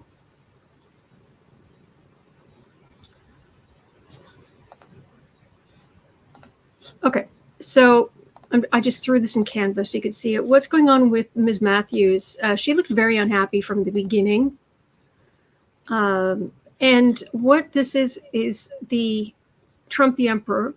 She feels, as according to the cards, what she feels is we were fine. We had this lovely, we had the world on a string. And everything was fine. And yes, he had lost the election, but she was going to go on to good career. Other people are going to go on to good careers. And then this insurrection. He had to promote and encourage this insurrection. And now she has to get up there to do the right thing, which puts her far from going on to have, she thought, I have these great things ahead of me. Now suddenly she's a Republican with, as she feels it, a target on herself. When things were so good, they could have been so good, and Trump ruined everything, and she's angry. And now she feels like in order to do the right thing, she has to go and embarrass herself and put a target on herself. And yeah, she's just not happy. Not happy. Oh, timestamps. I'm so sorry. Ugh. Let's say 1:38. please. 1 hour, 38 minutes. Okay, so the next thing, well, because I'm double checking, the hearing's they're not back yet. Okay. The next question was, what made McCarthy flip? And the answer is he's awful. Basically, the Democrats, he saw the Democrats as fine, the Democrats won. And then he cast judgment on Trump, which we've seen after January 6th. But then there was this lull. And in that lull, his donors, the polling, it all started not getting bad for Trump. In fact, his own money raising, or just the feedback he was getting from everybody in Republican land, was leading him back to Trump, because he needs the money to keep working. And so whereas he thought Trump would rightfully be on the defensive, he found he's on the defensive now. So he was going to be the good Republican and get with Trump's message, get with the message. But it scared him. What happened on January 6th scared him. So that's what I'm getting there. And then, what is your sense on this guy Pottinger? Forgive the graphics are making me crazy. What I'm getting from him, Mr. Smiley, Mr. Affable, even when we're talking about really serious stuff. He's a lawyer. He has some belief in the law. He thinks it can be bent. He thinks it can be swayed. But a thief is a thief is a thief. And on a huge scale, it doesn't make it any better. And what he saw when Trump tweeted about Mike Pence, what he saw was Trump with a huge stick, as it were, but not the famous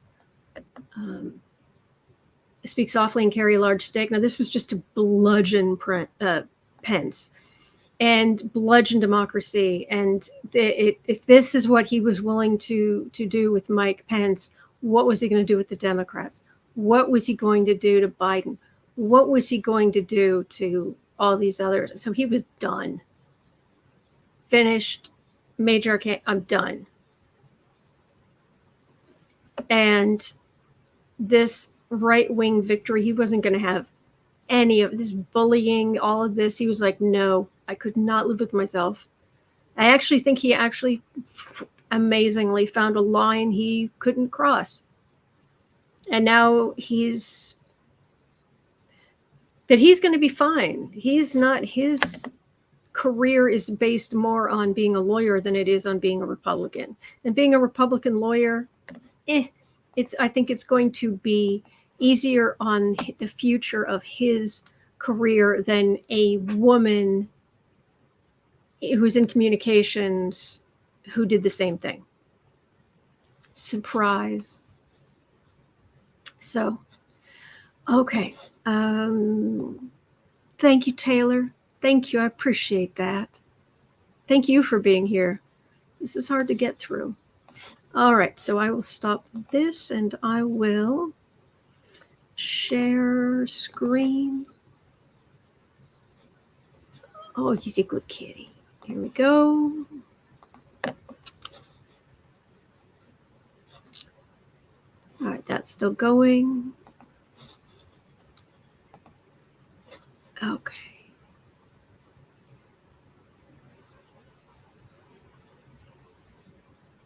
Trey Late, Shay Love, what would you do for a Klondike bar? Well, what would any of us do for a Klondike bar?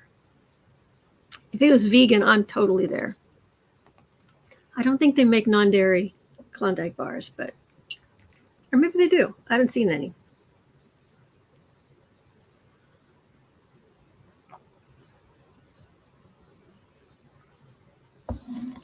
Joji, I have limits, LOL. I know. Oh, apparently there are new questions in the description. Thank you, Sarah.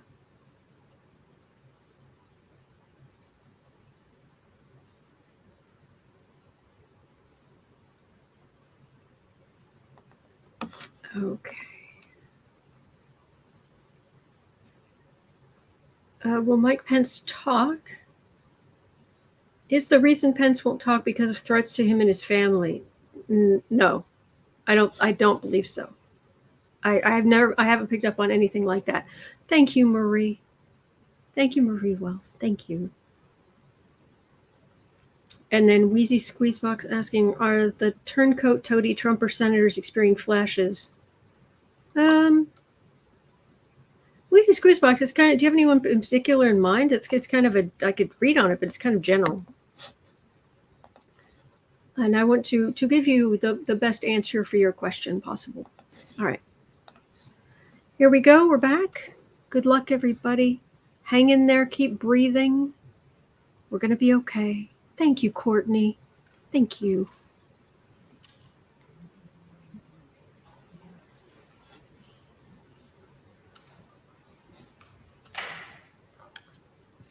The committee will be in order. I now recognize the gentleman from Illinois. We left at the recess just after President Trump's 224 tweet attacking the vice president. By this time, the president had been in his dining room for an hour. I want you to just think of what you would have done if you were in his shoes and had the power to end the violence. You would have immediately and forcefully told the rioters to stop and leave. Like, stop and leave. Done. As you heard, that's exactly what his senior staff had been urging him to do. But he resisted, and he kept resisting for another almost 2 hours. In the meantime, all the president did was post 2 tweets, one at 2:38 and the other at 3:13. One said, quote, "Stay peaceful." The other said, quote, "Remain peaceful." But the president already knew that the mob was attacking the police and had invaded the Capitol. Neither tweet condemned the violence or told the mob to leave the Capitol and disperse. To appreciate how obvious it was that President Trump was not meeting this moment, it's helpful to look at the real-time reactions of his own son, Don Jr., to the first tweet, captured in a series of text messages with Mark Meadows. I'll warn the audience that these messages contain some strong language. As you can see, Don Jr. first texted Mr. Meadows at 2:53. He wrote, "He's got to condemn this shit ASAP. The Capitol Police tweet is not enough." Mr. Meadows replied, "I am pushing it hard. I agree." Don Jr. responded, "This is one you go to the mattresses on. They will try to fuck his entire legacy if it gets worse." Here's what Don Jr. told us he meant by go to the mattresses. At 2:58, when you say that that Mr. Meadows needs to go to the mattresses on this issue, when you say go to the mattresses, what does that mean? It's just a reference for going all in. I think it's a Godfather reference. Sean Hannity agreed, and he also turned to Mark Meadows for help after the president's second tweet. As you can see, Mr. Hannity texted at 3:31 to say Trump needed to deliver a statement to the nation telling the rioters to leave the Capitol. Mr. Meadows responded that he was, quote, on it. Don Jr. and Sean Hannity were not the only ones who implored Mr. Meadows to get the president to speak to the nation and tell the mob to leave, to go home, go home. Throughout the attack, Mr. Meadows received texts from Republican members of Congress, from current and former Trump administration officials, from media personalities, and from friends. Like President Trump's staff, they knew President Trump had to speak publicly to get the mob to stop.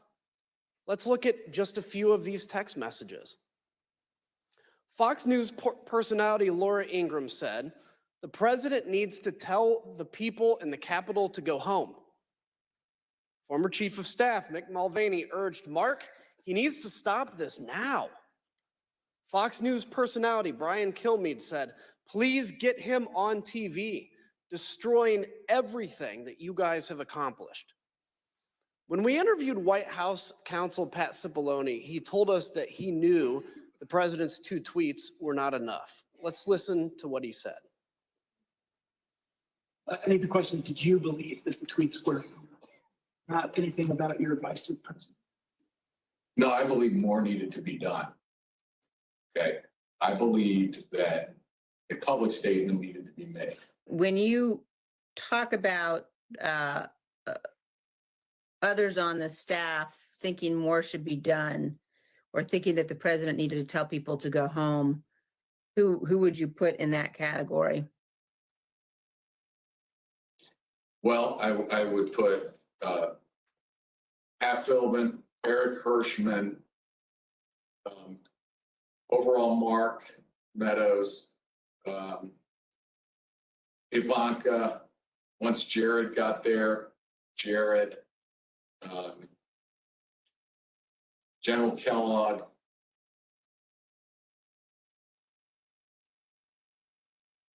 I'm probably missing some, but those, Kaylee, I think was there, but I don't, Dan Scavino. And who on the staff did not want people to leave the Capitol? On the staff? In the White House, how about? I can't think of anybody, on that day who didn't want people to get out of the Capitol once particularly once the violence started. No. I mean,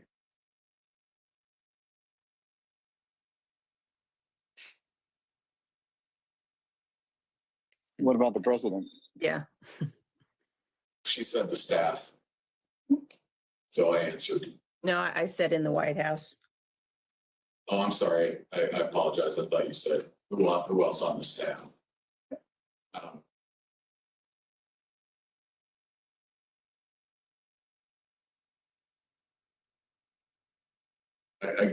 I can't reveal communications, but obviously I think,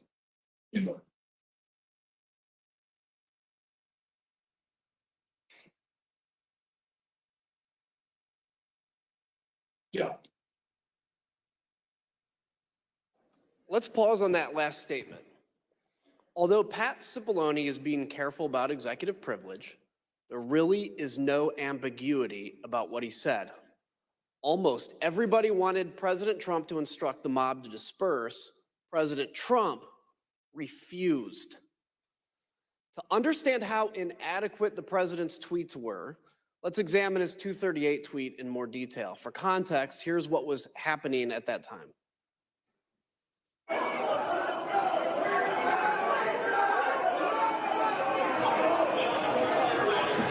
broke the glass? Everybody stay down! Get down! Doors barricaded. There's people flooded the hallways outside. We have no way out. We were just told that there has been tear gas in the rotunda, and we're being instructed to each of us get gas masks. We went from a peaceful protest, and this is a very dangerous situation right now. That there are, I'm being told, these protesters on the inside are around both chambers, and there is now tear gas inside the Capitol rotunda. In fact, members locked in the House are being instructed to put on masks. Ms. Matthews, after President Trump's tweet about Vice President Pence, you told us you spoke to, immediately, you spoke to Kayleigh McEnany. What did you tell her, and where did she go afterwards? After the tweet about the vice president, I found Kayleigh and told her that I thought the president needed to immediately send out a tweet that condemned the violence that we are seeing, and that there needed to be a call to action to tell these people to leave the Capitol. And she agreed and walked over to the Oval dining room to find the president. We interviewed Ms. McEnany and others who were in the dining room with the president, urging him to put out a statement. Ms. Matthews, Ms. McEnany told us she came right back to the press office after meeting with the president about this particular tweet. What did she tell you about what happened in that dining room? When she got back, she told me that a tweet had been sent out, and I told her that I thought the tweet did not go far enough, that I thought there needed to be a call to action and he needed to condemn the violence. And we were in a room full of people, but people weren't paying attention. And so she looked directly at me and in a hushed tone shared with me that the president did not want to include any sort of mention of peace in that tweet, and that it took some convincing on their part, those who were in the room. And she said that there was a back and forth going over different phrases to find something that he was comfortable with. And it wasn't until Ivanka Trump suggested the phrase "stay peaceful" that he finally agreed to include it. The president resisted writing "stay peaceful" in a tweet. He told Mark Meadows that the rioters were doing what they should be doing, and the rioters understood they were doing what President Trump wanted them to do. President Trump's message was heard clearly by Stop the Steal organizer Ali Alexander. At 2:38, he told another organizer, quote, "POTUS is not ignorant of what his words would do." Rioters storming the Capitol also heard President Trump's message. In this video, you'll see surveillance footage from the rotunda that shows a group of Oath Keepers, including Jessica Watkins, who's been charged with seditious conspiracy. You'll hear her walkie-talkie communications with others as they share intelligence and communicate about President Trump's 2:38 tweet in real time. Again, we warn the audience that this clip also contains strong language. CNN just said that they evacuated all members of Congress into a safety room. There's no safe place in the United States for any of these motherfuckers right now, let me tell you. I hope they understand that we are not joking around. Military Principle 105, Military Principle 105, cave means grave. Trump just tweeted, "Please support our Capitol Police. They are on our side. Do not harm them." That's saying a lot by what he didn't say. He didn't say not to do anything to the congressman. Well, he did not ask them to stand down. He just said, stand by the Capitol Police. They are on our side and they are good people.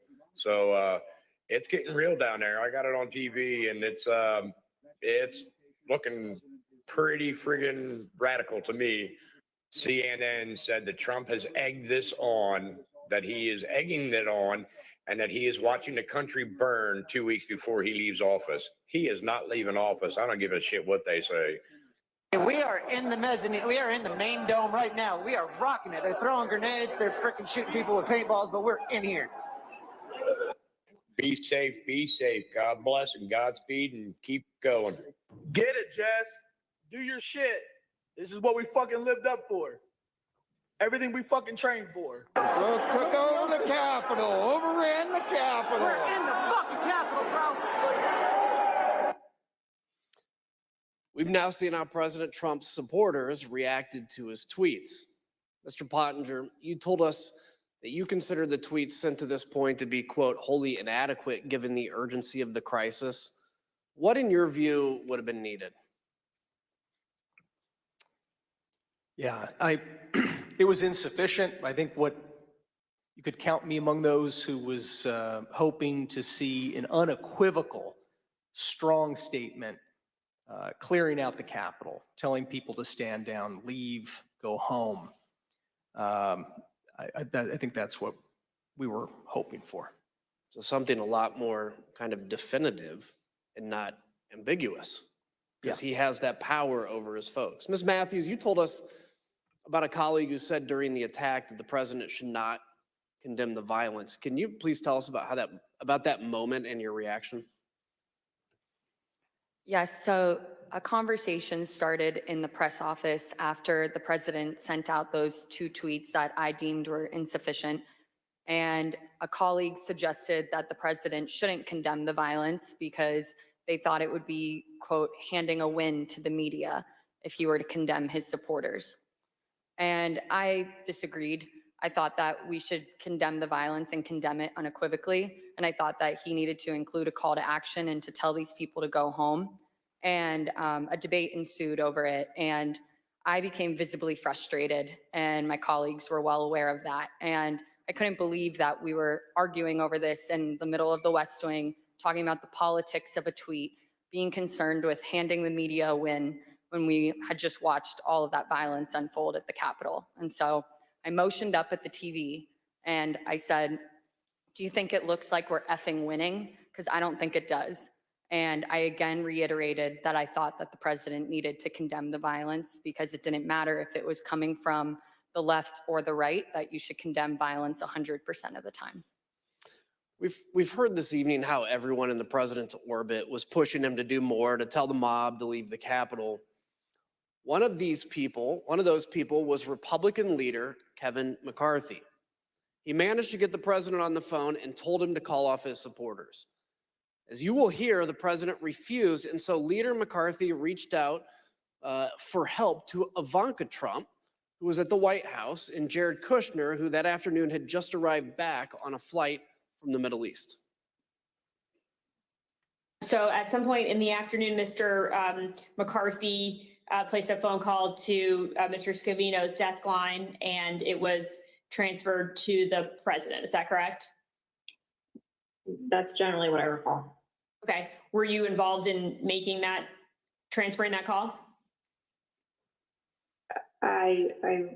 Yes. Okay. Where was the president at the time that he took that call? He was in the dining room. Would you personally reach out to the president for more support? I've already talked to the president. I called them. I think we need to make a statement, make sure that we can calm individuals down. Did Mr. McCarthy indicate that he had been in touch with President Trump? He indicated that he had some conversation. I don't recall whether it was with the president or with somebody at the White House, but I think he'd expressed frustration that not taking the circumstance as seriously as they should in that moment. You know, I asked Kevin McCarthy, who's the Republican leader, about this, and he said he called Donald Trump. He finally got through to Donald Trump, and he said, "You have got to get on TV. You've got to get on Twitter. You've got to call these people off." You know what the president said to him? This is as it's happening. He said, "Well, Kevin, these aren't my people. You know, these are Antifa." And Kevin responded and said, "No, they're your people. They literally just came through my office windows, and my staff are running for cover. I mean, they're running for their lives. You need to call them off." And the president's response to Kevin, to me, was chilling. He said, "Well, Kevin, I guess they're just more upset about the election, theft than you are." And that's, you've seen widespread reports of Kevin McCarthy and the president having basically a swearing conversation. That's when the swearing commenced, because the president was basically saying, I'm okay with this. Leader McCarthy, the President of the United States has a briefing room steps from the Oval Office. The cameras are hot 24/7, as you know. Why hasn't he walked down and said that now? I conveyed to the president what I think is best to do, and I'm hopeful the president will do it. And have you spoken with his chief of staff? I've spoken to the president. I've spoken to other people in there and to the White House as well. Who else reached out to Ms. Trump that you know of that afternoon about the attack on the Capitol? I believe at one point McCarthy did. I heard my phone ringing, turned the shower off, saw it was Leader McCarthy, who I had a good relationship with. He told me he was getting really ugly over at the Capitol and said, please, anything you could do to help, I would appreciate it. I don't recall specific asks, just anything you could do. Again, I got the sense that, they were scared. They meaning Leader McCarthy and people on the Hill because of the violence? That he was scared, yes. Think about that. Leader McCarthy, who was one of the president's strongest supporters, was scared and begging for help. President Trump turned him down. So he tried to call the president's children. Republican House member Mike Gallagher also implored the president to call off the attack. Mr. President, you have got to stop this. You are the only person who can call this off. Call it off. The election is over. Call it off. President-elect Joe Biden also went live on TV to demand that President Trump tell the mob to leave. I call on President Trump to go on national television now to fulfill his oath and defend the Constitution and demand an end to this siege. There was a desperate scramble for everyone to get President Trump to do anything. All this occurred, and the president still did not act. I yield to my friend from Virginia. Thank you, Mr. Kinzinger. President Trump finally relented to the pleas from his staff, his family, and from Capitol Hill for him to do something more at 4:17, 187 minutes, more than 3 hours after he stopped speaking at the ellipse, after he stopped speaking to a mob that he had sent armed to the Capitol. That's when he tweeted a video telling the rioters to go home, while also telling them that they were special and that he loved them. By that time, although, the violence was far from over. Law enforcement had started to turn the tide, reinforcements were on the way, and elected officials were in secure locations. The writing was already on the wall. The rioters would not succeed. Here's what was showing on Fox News, the channel the president was watching all afternoon. Back to Brett Baer with more information now. Brett, what do you have? Yeah, our Pentagon team, Jen Griffin, Lucas Tomlinson, confirming the Defense Department has now mobilized the entire D.C. National Guard, 1,800 troops. Takes several hours, as I was mentioning before, to get them up and running. The Army Secretary Ron McCarthy is setting up a headquarters at the FBI. You just heard from David Spunt that the FBI is also sending troops to the Capitol. It's no coincidence, then, that President Trump finally gave in and went out to the Rose Garden at 4:03. His staff had prepared a script for him to read, but he refused to use it. As you can see on the screen, you can see the script is stamped "President has seen." The script said, quote, "I'm asking you to leave the Capital Region now and go home in a peaceful way." The president was urged to stick to this script, but he spoke off the cuff. Eric Hirschman and Nick Luna went with the president to film the message in the Rose Garden. Let's hear what they had to say and see the never-before-seen raw footage of the president recording this video message. Ultimately, these remarks that we're looking at here in Exhibit 25 were not the remarks that the president delivered in the Rose Garden. Do you know why the president decided not to use these? I don't know, sir. No, I do not know why. Did the president use any remarks to your knowledge, or did he just go off the cuff? To my knowledge, it was off the cuff, sir. Good, Chase. When you're ready, sir. Yep, you'll be right behind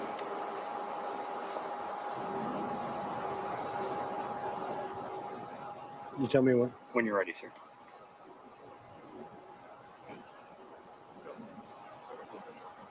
Who's behind me?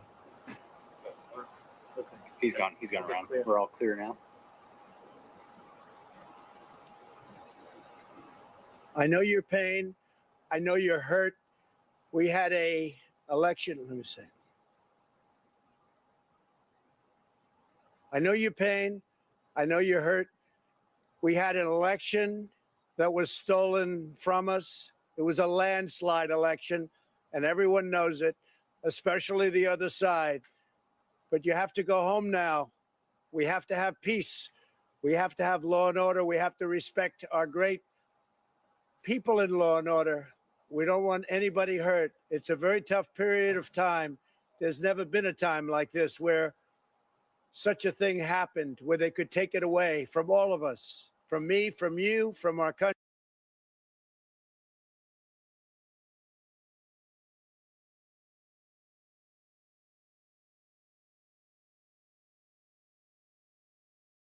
You know how you feel, but go home and go home in peace. When I got there, basically the president just had finished filming the video, and I think he was basically retiring for the day. Was there any discussion about the president releasing a second video that day? Not that I recall. When he finished his video, I think everyone was like, "Day's over." People were pretty drained. Were pretty what? Drained. But we say day over. I mean, there were still people in the Capitol at that point, weren't there? There were people in the Capitol, but I believe by this stage, law enforcement, and I'd have to go back and look, but I believe law enforcement was either there or moving in or going to take charge. I just say people were emotionally drained by the time that videotape was done. Emotionally drained at the White House? Here's what was happening at the same time at the Capitol. We warned the audience that this clip also contains strong language and violence. Hey, keep pushing, don't lose the momentum.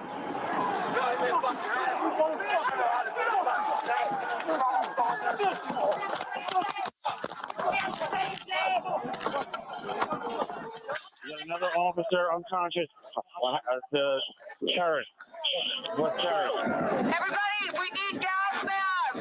We need weapons. We need strong, angry patriots to help our boys. They don't want to leave.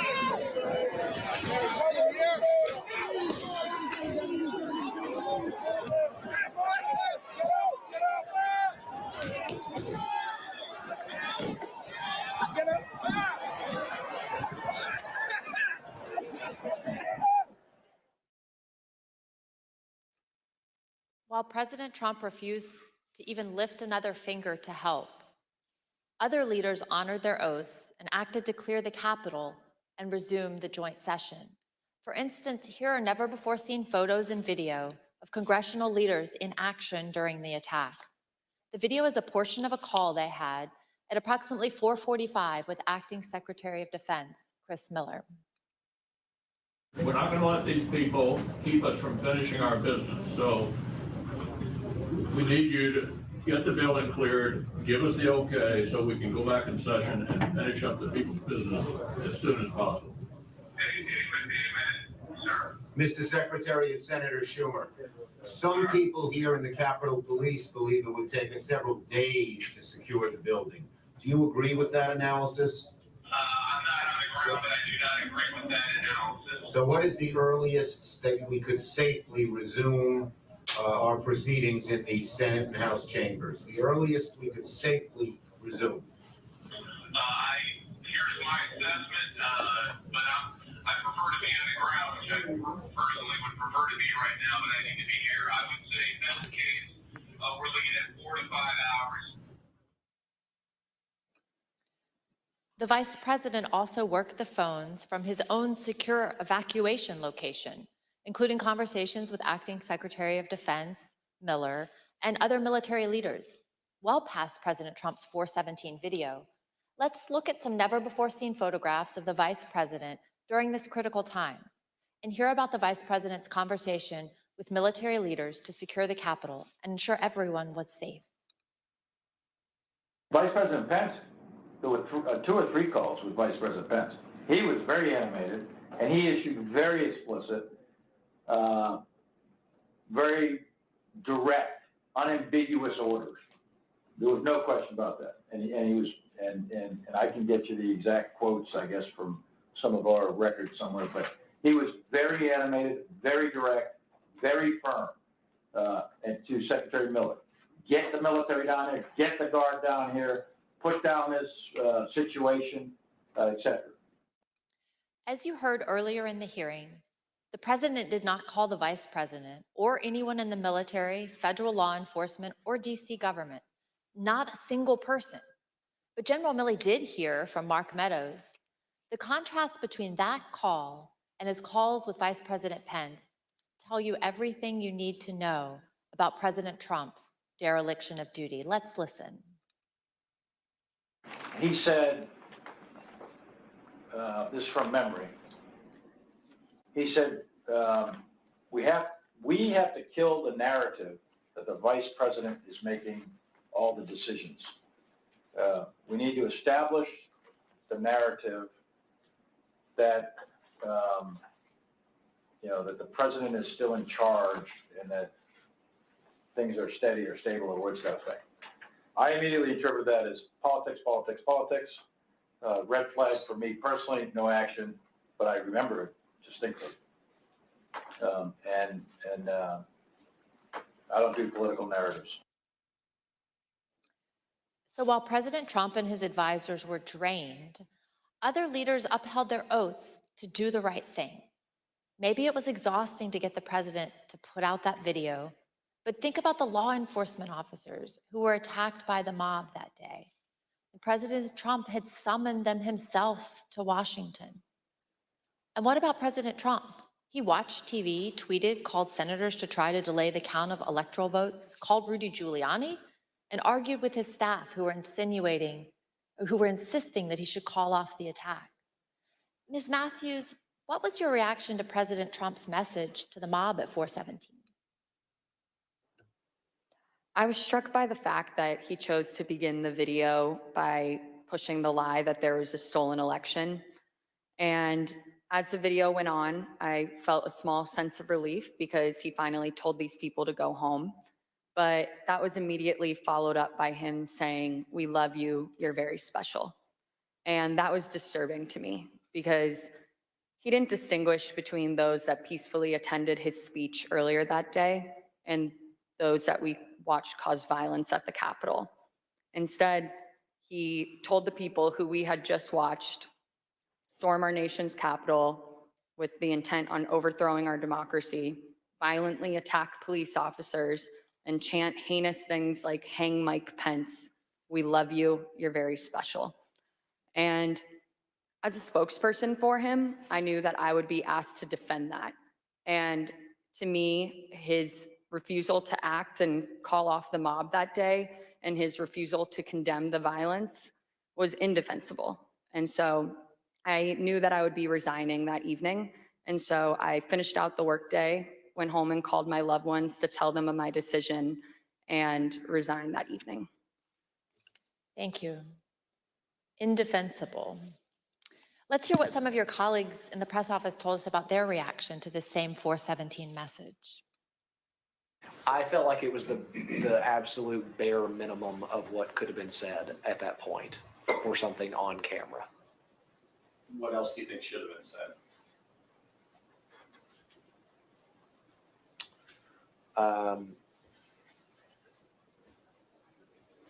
So a more forceful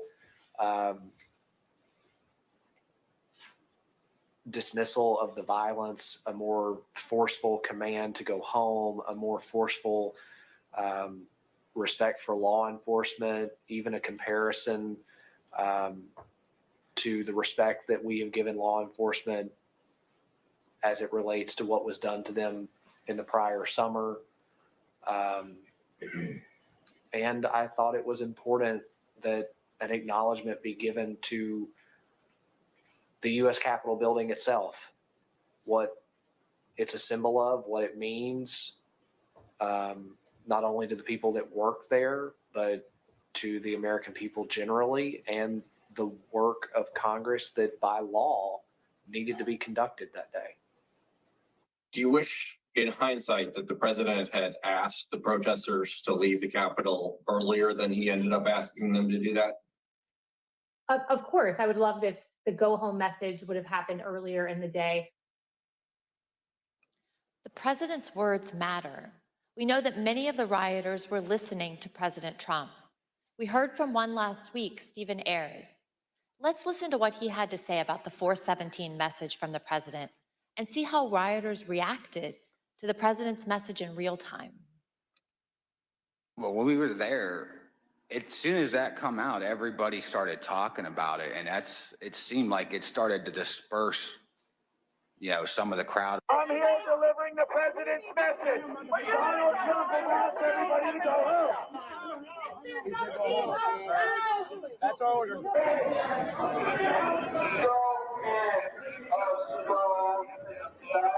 says go home. He says go home. Yeah, he said to go home.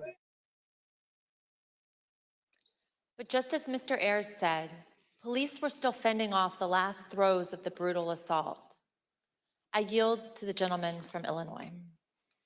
While everyone else was working to get Congress back in session, what did President Trump do? At 6:01, just 1 minute after the citywide curfew went into effect, he posted his last tweet of the day. After officers engaged in multiple hours of hand-to-hand combat, with over 100 of them sustaining injuries, President Trump tweeted at 6:01 and justified the violence as a natural response to the election. He said, quote, "These are the things and events that happen when a sacred landslide victory is so unceremoniously, viciously stripped away from great patriots who have been badly, unfairly treated for so long. Go home with love and peace. Remember this day forever." He called the mob great patriots.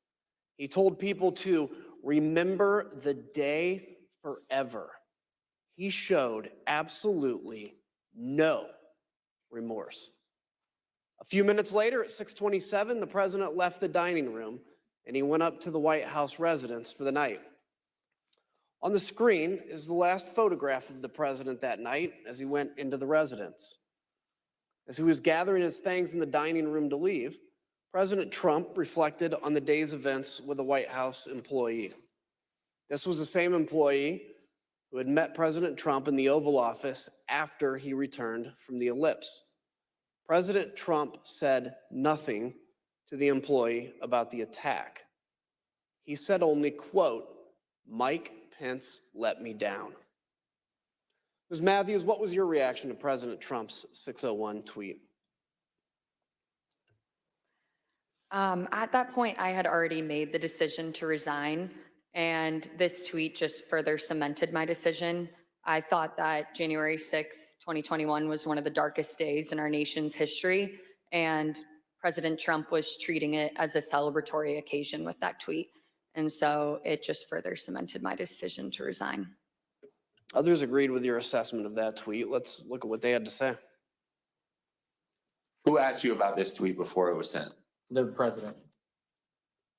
Tell us about that conversation, everything that you said and he said, to the best of your recollection. Sure. So he said, "What do you think of this?" And I believe I saw the text message or on his phone.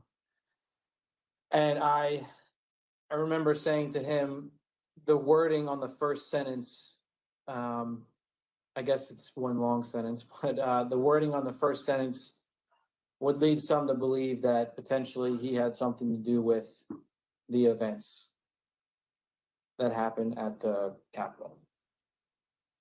What did he say? I don't recall him saying anything in response to that.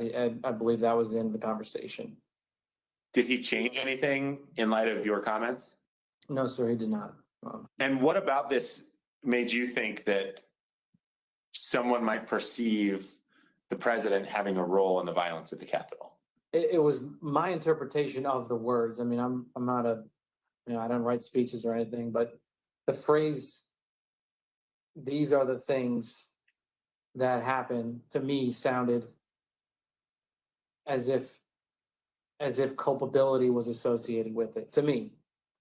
I don't think it's a patriotic act to attack the Capitol, but I have no idea how to characterize the people other than they trespassed, destroyed property, and assaulted the U.S. Capitol. I think calling them patriots is, let's say, a stretch, to say the least. Is that all it is, a stretch, or just flatly wrong? I don't think it's a patriotic act to attack the U.S. Capitol. Would you call it unpatriotic? Criminal, unpatriotic, sure.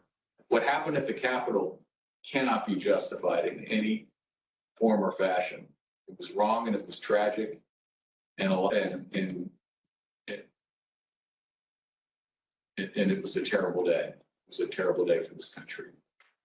I thought it was inappropriate. Why? To my mind, it was a day that should be remembered in infamy. That wasn't the tenor of this tweet. Despite the violence of the day, the effort to delay the certification continued. That evening, Rudy Giuliani called several of President Trump's closest political allies in the hour before the joint session resumed. Representative Jim Jordan and Senators Marsha Blackburn, Tommy Tuberville, Bill Hagerty, Lindsey Graham, Josh Hawley, and Ted Cruz. We know why Mr. Giuliani was calling them, because at 7:02, he left a voicemail for Senator Tuberville, which later became public. Let's listen to just the start of it. Senator Tuberville, or I should say Coach Tuberville, this is Rudy Giuliani, President's lawyer. I'm calling you because I want to discuss with you how they're trying to rush this hearing and how we need you, our Republican friends, to try to just slow it down so we can get these legislatures to get more information to you. Mr. Giuliani did not even mention the attack on the Capitol. Instead, he was pushing on behalf of President Trump to get members of Congress to further delay the certification. Even though some members did proceed with objections, Vice President Pence and Congress stood firm and successfully concluded the joint session in the early morning hours of January 7th. Here are some of what members of the president's party said in the days and weeks after the attack. There's no question, none, that President Trump is practically and morally responsible for provoking the events of the day. No question about it. The people who stormed this building believed they were acting on the wishes and instructions of their president. And having that belief was a foreseeable consequence of the growing crescendo of false statements, conspiracy theories, and reckless hyperbole, which the defeated president kept shouting into the largest megaphone on planet Earth. The violence, destruction, and chaos we saw earlier was unacceptable, undemocratic, and un-American. It was the saddest day I've ever had as serving as a member of this institution. Madam Speaker, today the People's House was attacked, which is an attack on the Republic itself. There is no excuse for it. A woman died, and people need to go to jail. And the president should never have spun up certain Americans to believe something that simply cannot be. Well, after 3 a.m, Congress certified the 2020 election results. Soon after, this statement by President Trump was posted on Dan Scavino's Twitter account because the president's account by now had been suspended. As you can see, President Trump stuck with his big lie that the election was stolen. But he did say there would be an orderly transition. We learned, though, that the statement was not necessarily his idea. Jason Miller, a campaign advisor, told us that after the joint session started, he heard nothing from President Trump or the White House about assuring the nation that the transfer of power would take place. So Mr. Miller took it upon himself to draft the statement and call the president at 9:23 that night to convince him to put it out. Let's listen to what he had to say about the call. Did he disagree with something that you had put in the statement, some particular word or phrase that he did not want included? I'd say just that he wanted to say peaceful transition. And I said that ship's kind of already sailed, so we're going to say orderly transition. That was about the extent of disagreement or pushback from the conversation. The last person President Trump spoke to by phone that night was Johnny McEntee, his head of personnel. Mr. McEntee told us that they talked about the events of the day and the multiple resignation by administration officials. The decision whether to resign was one that weighed heavily on people in the administration. On the one hand, people like Mr. Pottinger and Ms. Matthews here, as proud as they were to have served, refused to be associated with President Trump's dereliction of duty. But others were sincerely worried that leaving President Trump to his own devices would put the country at continued risk. Listen to what we heard about that tension from Pat Cipollone, from General Mark Milley, and Eugene Scalia, who was the Secretary of Labor. And then after that, some people were resigning, obviously, over January 6th. We know who they were. Did I consider it? Yes. Did I do it? No. Concerned about is if people in the counsel's office left, who would replace me? And I had some concerns that it might be somebody who, had been giving bad advice. On the morning of the 7th, the decision I arrived at was that the most constructive thing I could think of was to seek a meeting of the cabinet. I thought that trying to work within the administration to steady the ship was likely to have greater value than simply resigning. After which point I would have been powerless to really affect things with the administration. Gene thought that there should be a cabinet meeting. Do you know why Mark thought it would not be? I don't remember why. I think it probably had something to do with Mark's view of how the president might react and that, but things like that. Now, there was a couple of calls where, Meadows and or Pompeo, but more Meadows, how's the president doing? Like Pompeo might say, how's the president doing? And Meadows would say, well, he's in a really dark place. Like here's one, for example, on the 7th of January. So this is day after, right? POTUS is very emotional and in a bad place, Meadows. As you heard, Secretary Scalia wanted President Trump to convene a cabinet meeting. He put his request in a memo to the president, and here's what it said. You can see that Secretary Scalia recommended that the president, quote, no longer publicly question the election results after Wednesday. No one can deny this is harmful.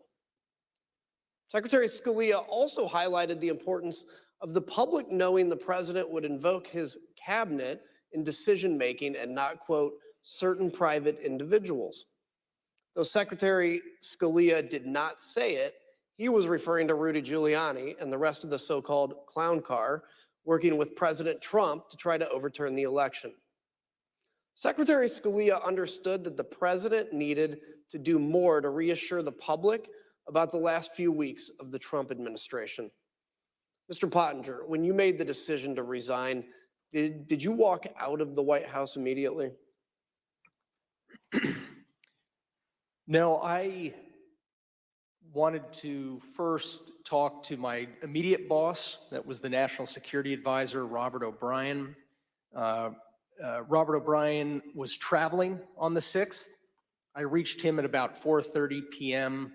And told him that I was submitting my resignation. He accepted the resignation, but he also asked whether I could stay until he could get back to the White House.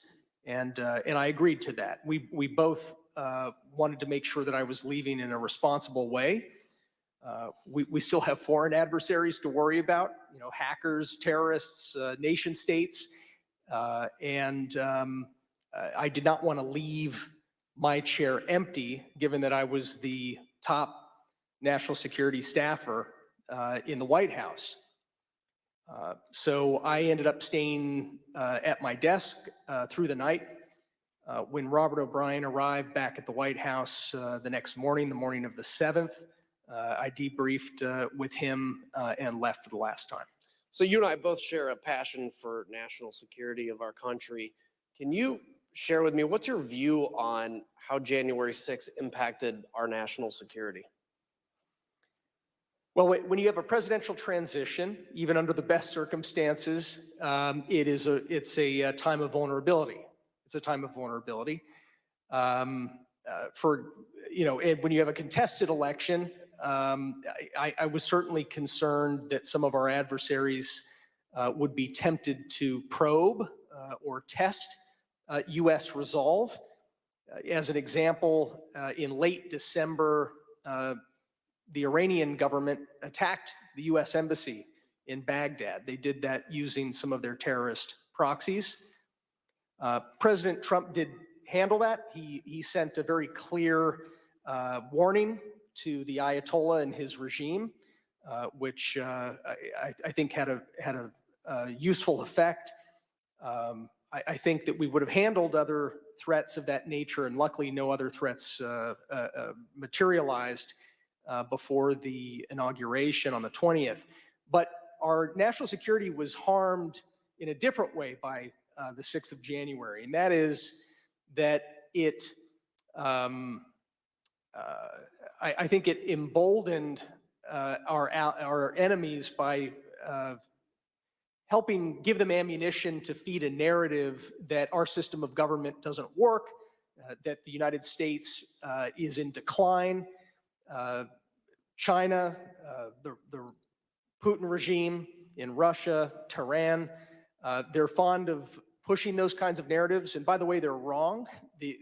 We've been hearing for the entirety of US history from kings and despots that the United States is in decline, and those kings and despots have been proven wrong every single time. But nonetheless, January 6th helped feed a perception that I think emboldens our adversaries. The other part I think is simply our allies. I heard from a lot of friends in Europe, in Asia, allies, close friends, and supporters of the United States that they were concerned about the health of our democracy. And so I think it's incumbent upon us to put their minds at ease, to put our own hearts at ease by investigating what happened on the 6th and making sure that it never happens again. Look, I've always said democracies are not defined by bad days.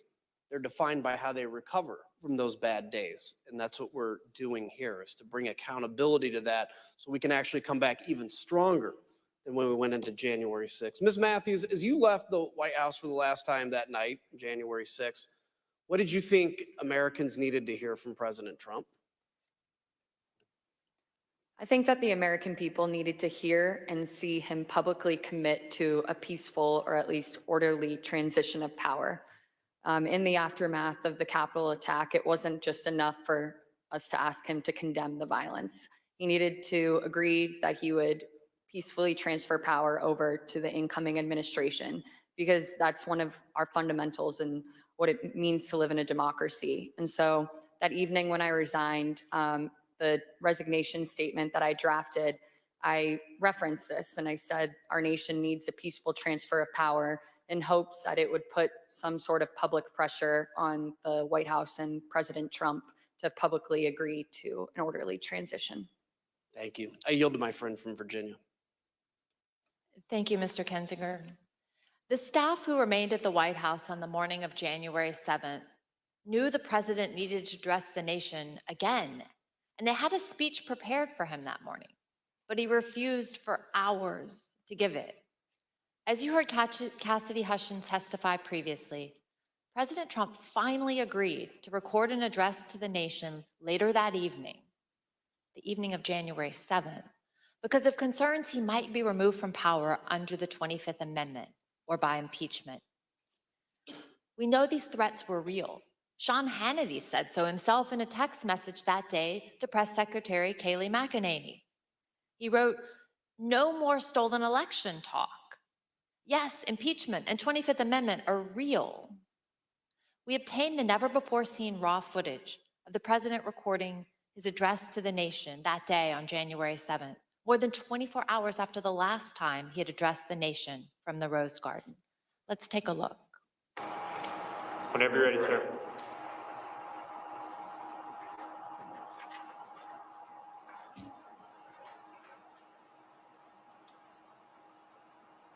I would like to begin by addressing the heinous attack yesterday. And to those who broke the law, you will pay. You do not represent our movement. You do not represent our country. And if you broke the law, you can't say that.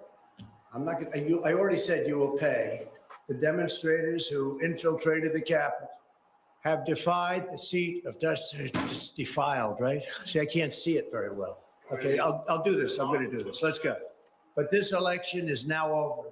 Congress has certified the results. I don't want to say the election's over. I just want to say Congress has certified the results without saying the election's over, okay? But Congress is certified.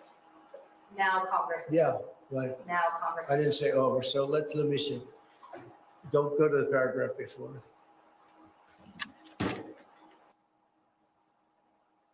Okay? I would like to begin by addressing the heinous attack yesterday. Yesterday is a hard word for me. Just take it out.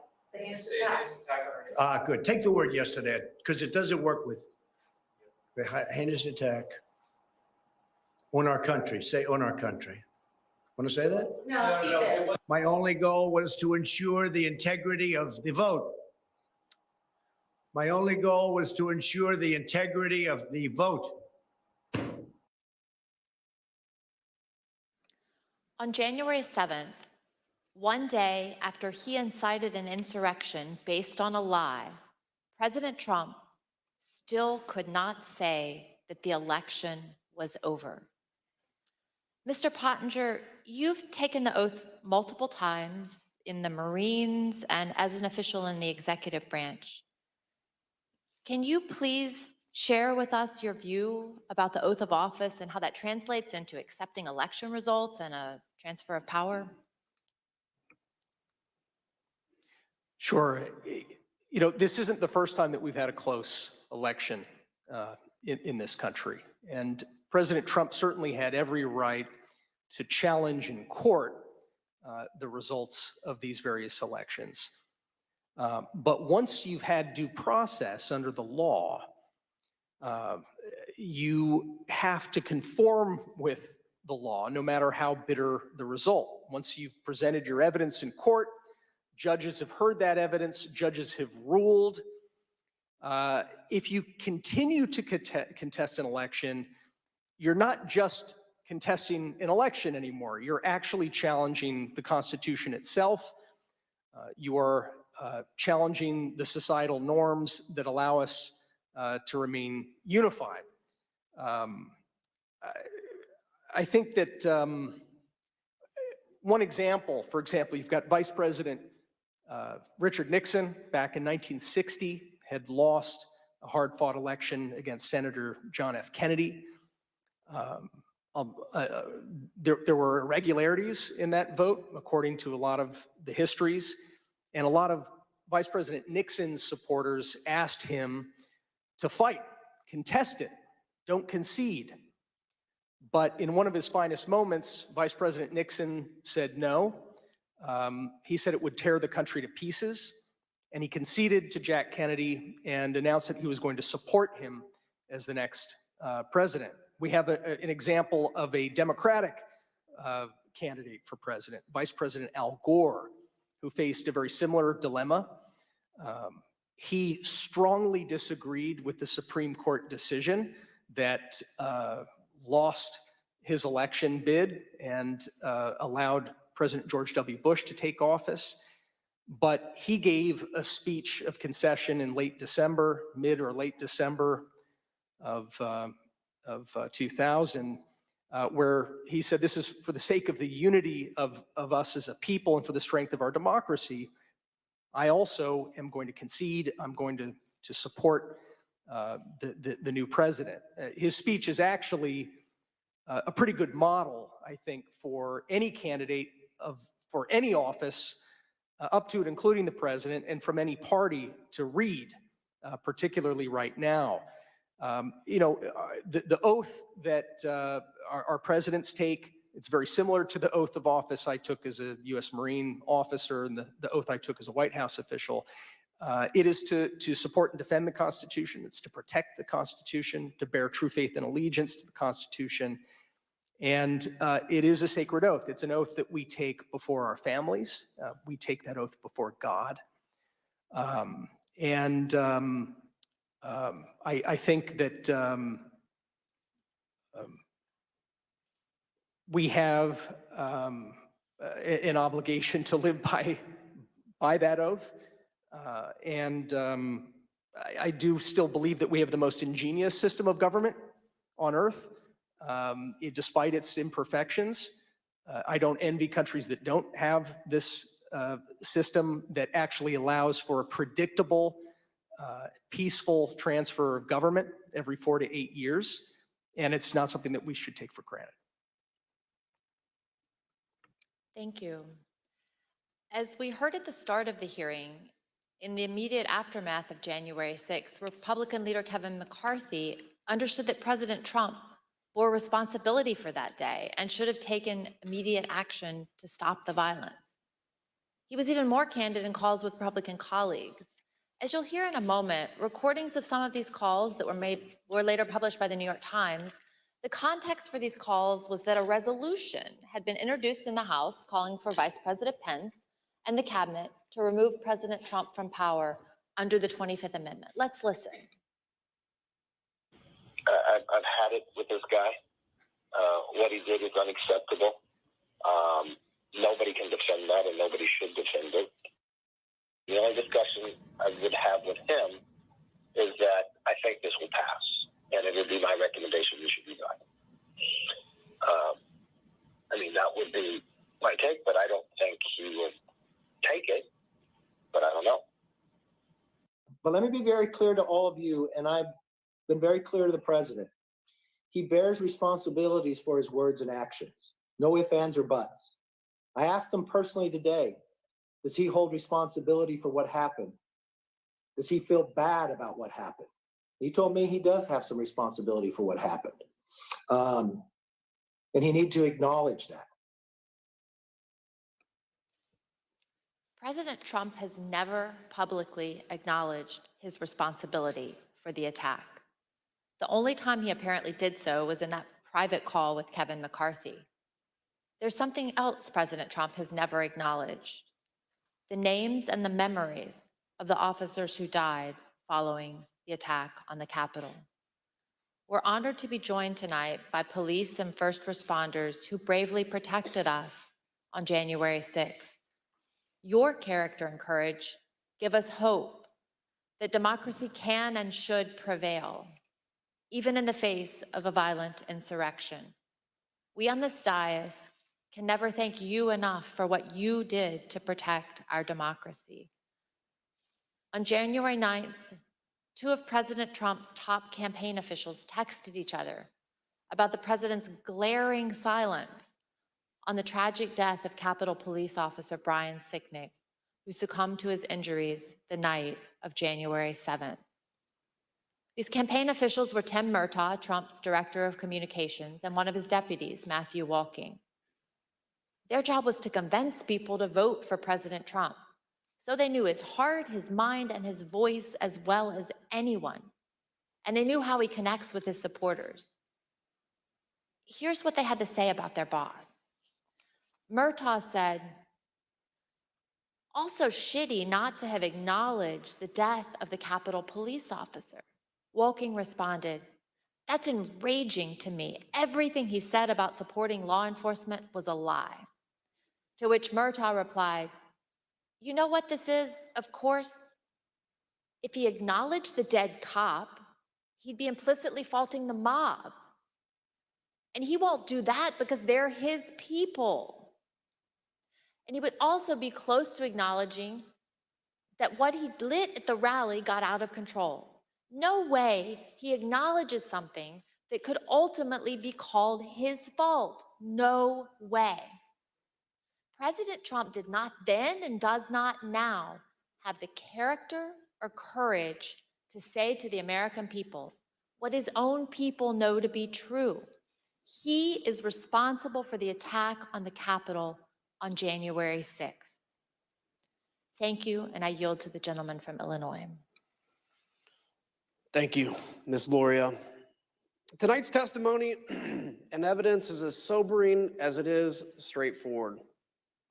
Within minutes of stepping off the ellipse stage, Donald Trump knew about the violent attack on the Capitol. From the comfort of his dining room, he watched on TV as the attack escalated. He sent tweets that inflamed and expressed support for the desire of some to literally kill Vice President Mike Pence. For 3 hours, he refused to call off the attack. Donald Trump refused to take the urgent advice he received that day. Not from his political opponents or from the liberal media, but from his own family, his own friends, his own staff, and his own advisors. In the midst of an attack, when there was no time for politics, the people closest to Trump told him the truth. It was his supporters attacking the Capitol, and he alone could get through to them. So they pled for him to act, to place his country above himself. Still, he refused to lead and to meet the moment to honor his oath. It was only once the vice president and the members of Congress were in secure locations and the officers defending the Capitol began to turn the tide that then President Trump engaged in the political theater of telling the mob to go home. And even then, he told them all they were special and that he loved them. Whatever your politics, whatever you think about the outcome of the election, we as Americans must all agree on this. Donald Trump's conduct on January 6th was a supreme violation of his oath of office and a complete dereliction of his duty to our nation. It is a stain on our history. It is a dishonor to all those who have sacrificed and died in service of our democracy. When we present our full findings, we will recommend changes to laws and policies to guard against another January 6th. The reason that's imperative is that the forces Donald Trump ignited that day have not gone away. The militant, intolerant ideologies, the militias, the alienation and the disaffection, the weird fantasies and disinformation. They're all still out there, ready to go. That's the elephant in the room. But if January 6th has reminded us of anything, I pray it has reminded us of this. Laws are just words on paper. They mean nothing without public servants dedicated to the rule of law and who are held accountable by a public that believes oaths matter more than party tribalism or the cheap thrill of scoring political points. We, the people, must demand more of our politicians and ourselves. Oaths matter. Character matters. Truth matters. If we do not renew our faith and commitment to these principles, this great experiment of ours, our shining beacon on a hill, will not endure. I yield to the gentlewoman from Virginia. Thank you, Mr. Kinzinger. Throughout our hearings, we've provided many facts and painted a vivid picture of the events of January 6th. The violence, the human toll, both emotional and physical, including the tragic loss of life. The threats to our Constitution, the rule of law, and the danger to this nation, a nation we all love as Americans. In tonight's hearing, we've gone into great detail about the events inside the White House on January 6th. We've described how the President of the United States, who was bound by oath to the Constitution and by duty to ensure the laws are faithfully executed, took no action when the cornerstone of our democracy, a peaceful transition of power, was under attack. But it's more than that. Donald Trump summoned a violent mob and promised to lead that mob to the Capitol to compel those he thought would cave to that kind of pressure. And when he was thwarted in his effort to lead the armed uprising, he instigated the attackers to target the vice president with violence. a man who just wanted to do his constitutional duty. So in the end, this is not, as it may appear, a story of inaction in a time of crisis, but instead it was the final action of Donald Trump's own plan to assert the will of the American people and remain in power. Not until it was clear that his effort to violently disrupt or delay the counting of the election results had failed did he send a message to his supporters in which he commiserated with their pain and he told them affectionately to go home. That was not the message of condemnation and just punishment for those who broke the law that we expect from a president whose oath and duty is to ensure the laws are faithfully executed. But instead, it was his newest version of stand back and stand by. To me, this is personal. I first swore an oath to support and defend the Constitution against enemies foreign and domestic when I entered the U.S. Naval Academy at age 17. I spent 2 decades on ships at sea, defending our nation from known and identifiable foreign enemies who sought to do us harm. I never imagined that that enemy would come from within. I was not as prescient as Abraham Lincoln, who 23 years before the Civil War said, "If destruction be our lot, we must ourselves be its author and its finisher." Donald Trump was the author, and we the people, for ourselves and our posterity, should not let Donald Trump be the finisher. Thank you, and I yield to the Vice Chair.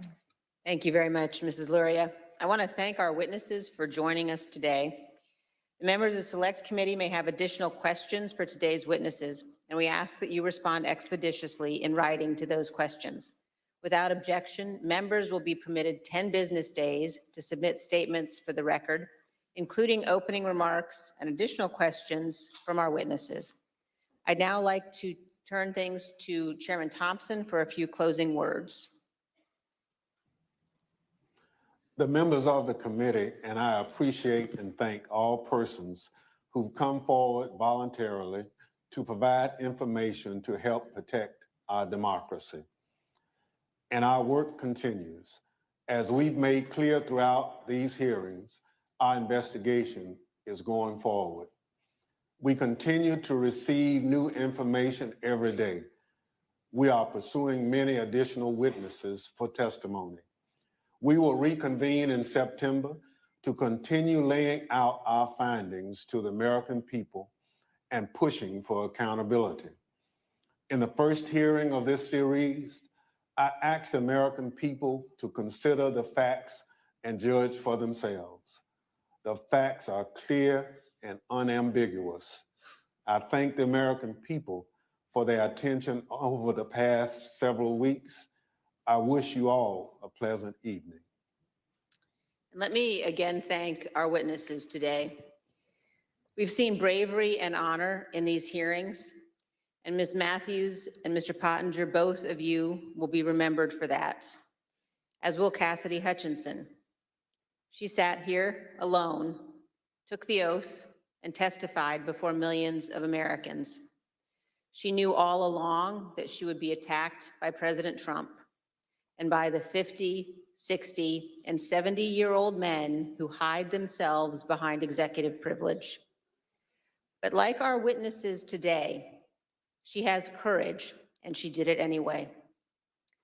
Cassidy, Sarah, and our other witnesses, including Officer Caroline Edwards, Shay Moss, and her mother, Ruby Freeman, are an inspiration to American women and to American girls.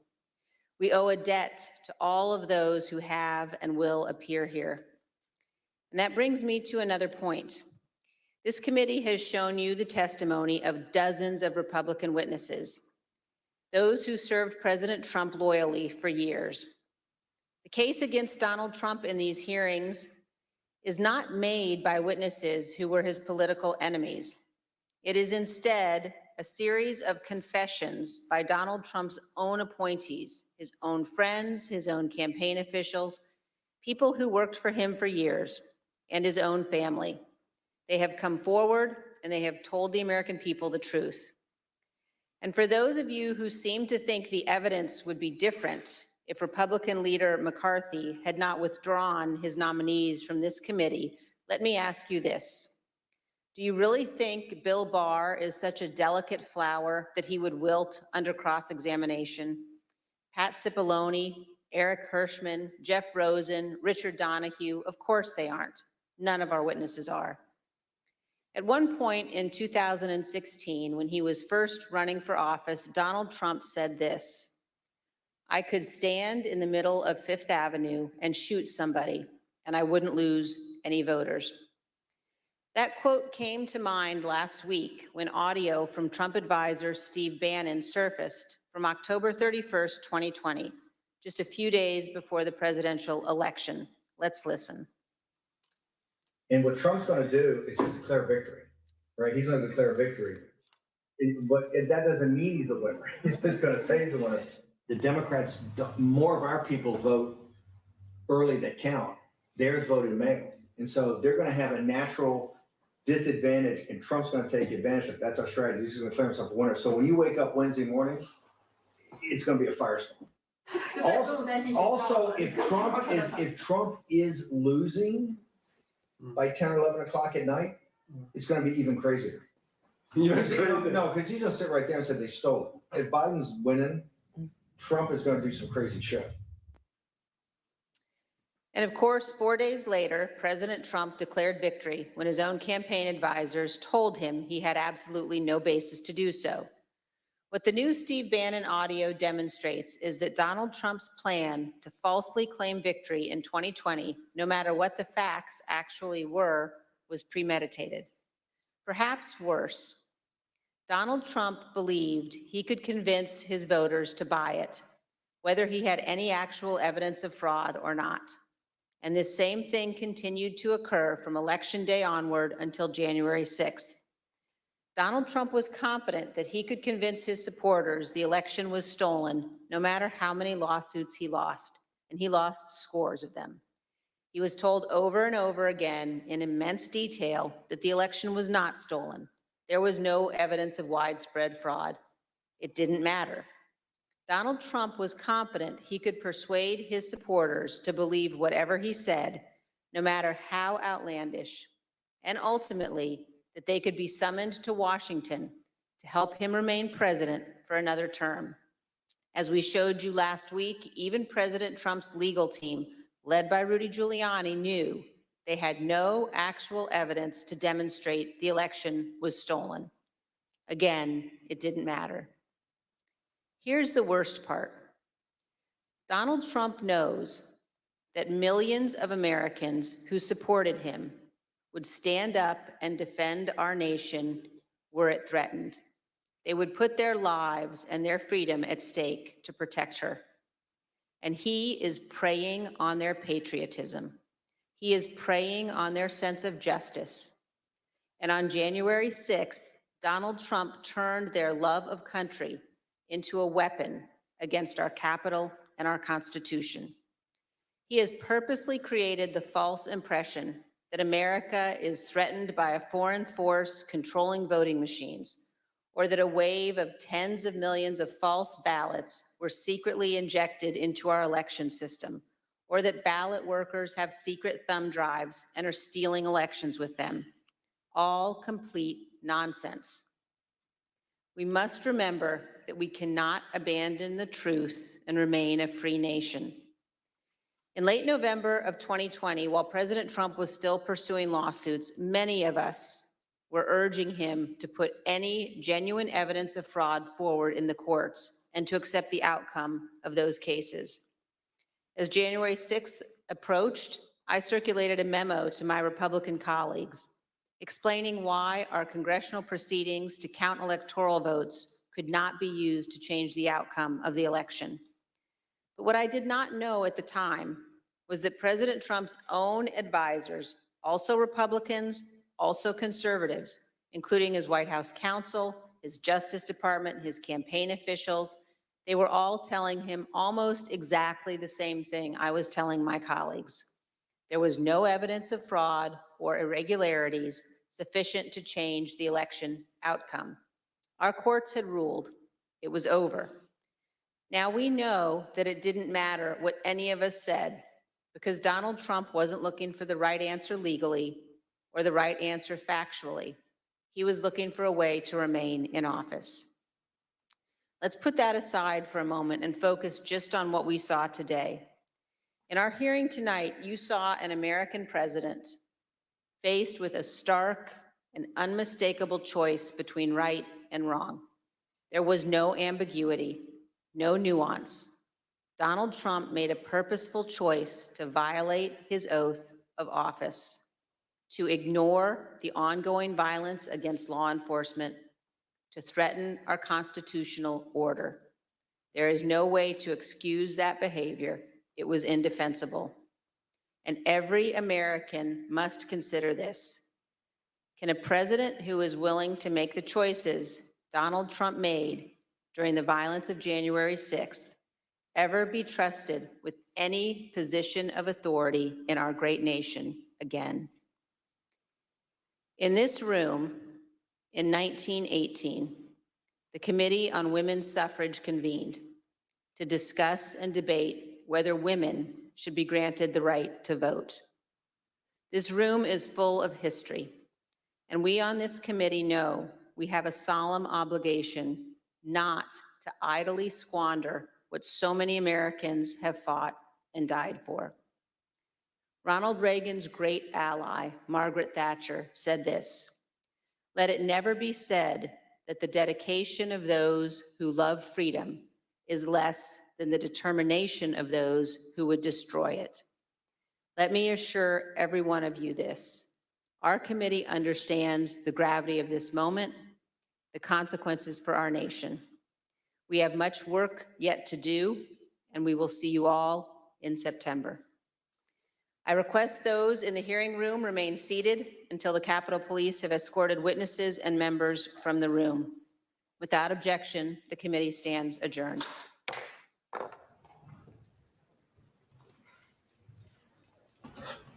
Wow. That was amazing.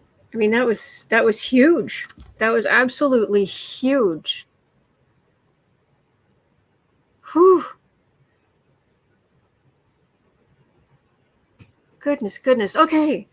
You guys were asking questions during the yes, Julie. I love the feminine energy. Absolutely. But you guys had asked some questions during, and I've got them here. I did pictures, I did graphics.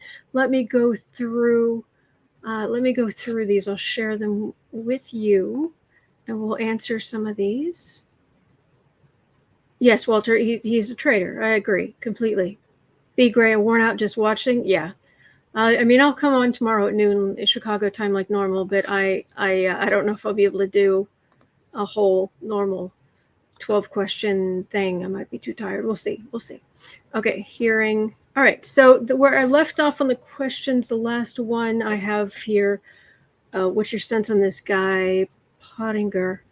Okay, so the next one is about, will Mike Pence talk at 3 hours and 8.5 minutes in? Whew. Okay, so the question was, will Mike Pence talk? This is what I pulled, and I took a picture and I put it in this little graphic here. Will Mike Pence talk? Pence has delusions of trying to be president still. And he thinks it's going to hurt him if he says anything. So he's really hoping that law enforcement, investigations, the January 6th committee and the DOJ and what have you will take care of the Trump problem. He thinks there's plenty of evidence. He's hoping that will happen. He's not going to poke the bear, potentially put off people who were Trump voters who might vote for him. If there is any, I don't know, if maybe you like hit your head really, really hard, and you're suddenly thinking that Mike Pence will be a vision of courage, please see a doctor, because that ain't happening.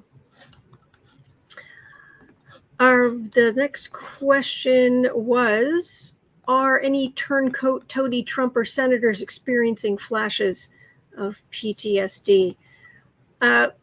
What I got here was they're also hoping that the law enforcement will take care of things. So many of them at the time were upset, but they're looking out to see about their own political futures. And so now they've reached a point where they're all refusing. Well, a lot of the big ones, McConnell, McCarthy, a lot of people like that, who were so upset at the time, now they're refusing to listen to sense. And they are trying to focus on the political. I've got them really mired in the political, fight the enemy, which is the Democrats. But this is a very myopic view, this square right here. So it ends with the star. They're waiting to see who comes out on top. But this is also just a little bit of a hint of you and I having hope that they're narrow views, that they will just end up going in circles and being, pretty useless. Thank you, Green Nightingale. Thank you. Oh, you're cracking me up. Oh, good. All right. And let's see. The next question was, will we have explosive news tonight after the hearing? And I'm not even picky about tonight, but tomorrow will be fine. There's the center of this is the sword of truth. I mean, that's really the key here. And it's coming out. And while there's still plenty of Republicans who are dragging their feet, law enforcement is moving back behind the scenes. Can't really see it that clearly.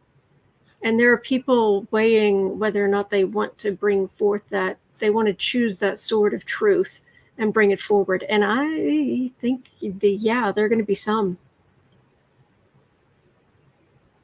This is the Page of Cups is the card I keep getting repeatedly for people on the right really underestimating Democrats. So, yeah, you keep underestimating what we're capable of. The sword of truth is coming, but I don't know that it's I'm not getting explosive news. I'm just getting more people coming forward, more information coming forward, more videos being conveniently found. Oh, where did that come from? Gosh, I can't imagine. Yeah. All right. The next question was, why was Trump so desperate to remain president? Because he is a raging narcissist and a rotten human being. No matter what the evidence, wait, he says. Wait. I know it and you know it. Well, no, there's evidence there of what is really happening. No. Reality is what I say it is, and the reality is I won by a landslide. Well, no, there's evidence laid out that no, I know it, you know it. I won by a landslide. No, you didn't. Wait. The second part of the question was, is it something to do with Putin? No. Trump is a narcissist, and I mean that as both a medical diagnosis and a character flaw. They warp they are so the center of everything that reality must warp around them or they become insanely angry. So that's what's going on there. Did Ivanka tell 45 to stop? Yeah, I mean, you've got communication right here, but he wouldn't listen. This is refusal. This is communication. This is the messenger. There were lots of, he was to communicate, get him to stop. But he was Trump was, wanting to use the big bludgeon. And he just was not going to listen. And Ivanka walked away feeling like his legacy is going to be ruined. This is going to be terrible. I think, I believe she did tell him to stop. And 2 more questions. How much more is Garland? I'm going to do this one first because I want to end with the other one. Is Ms. Matthews the witness Trump? They said Trump was potentially tampering with the witness. Was that witness Ms. Matthews? Maybe. She's just mainly she's angry. She's disgusted by this whole thing. She is disgusted by this whole thing. She does not want to be seen as siding with the Democrats, but this is a card of insult to injury. And she's just, it's like pouring rain as she's sitting there as she was sitting there in that room. I mean, and she's just sitting there, and it's like I get a mental image of her as just sitting there, and it's raining on her, and there's water dripping down and dripping from her hair and what have you, and she's just sitting there, and she's cold, and she's just as miserable as can be, and she's just, I can't believe I have to sit here. I can't believe it's come down to this. I can't believe this guy is making Republicans look bad. He's, and I realize Republicans don't need anything else to look bad, but that's the energy I was getting from her. And she just wants to, this sitting pretty, she just wants to live her best Republican life and get the heck away from everything Trump.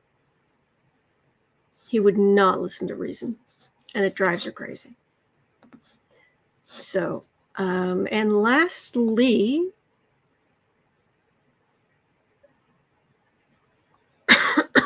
excuse me.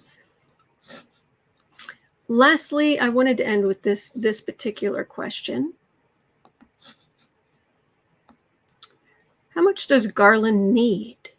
And I can understand the frustration of that question.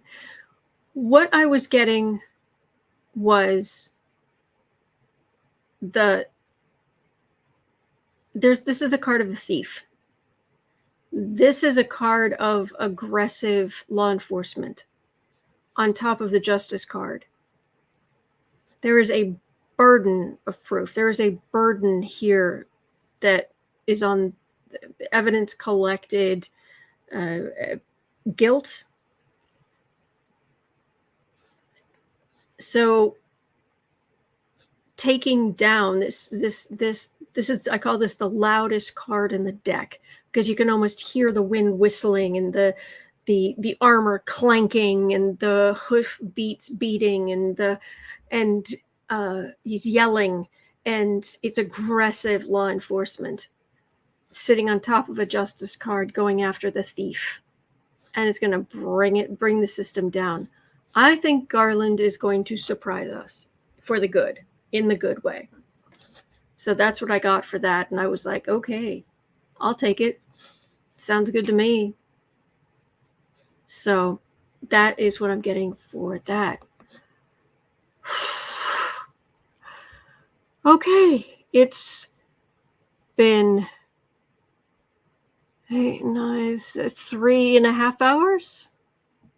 Yeah, 3.5 hours. So that's going to do it for me for tonight. I'll be back here at noon tomorrow, Chicago time.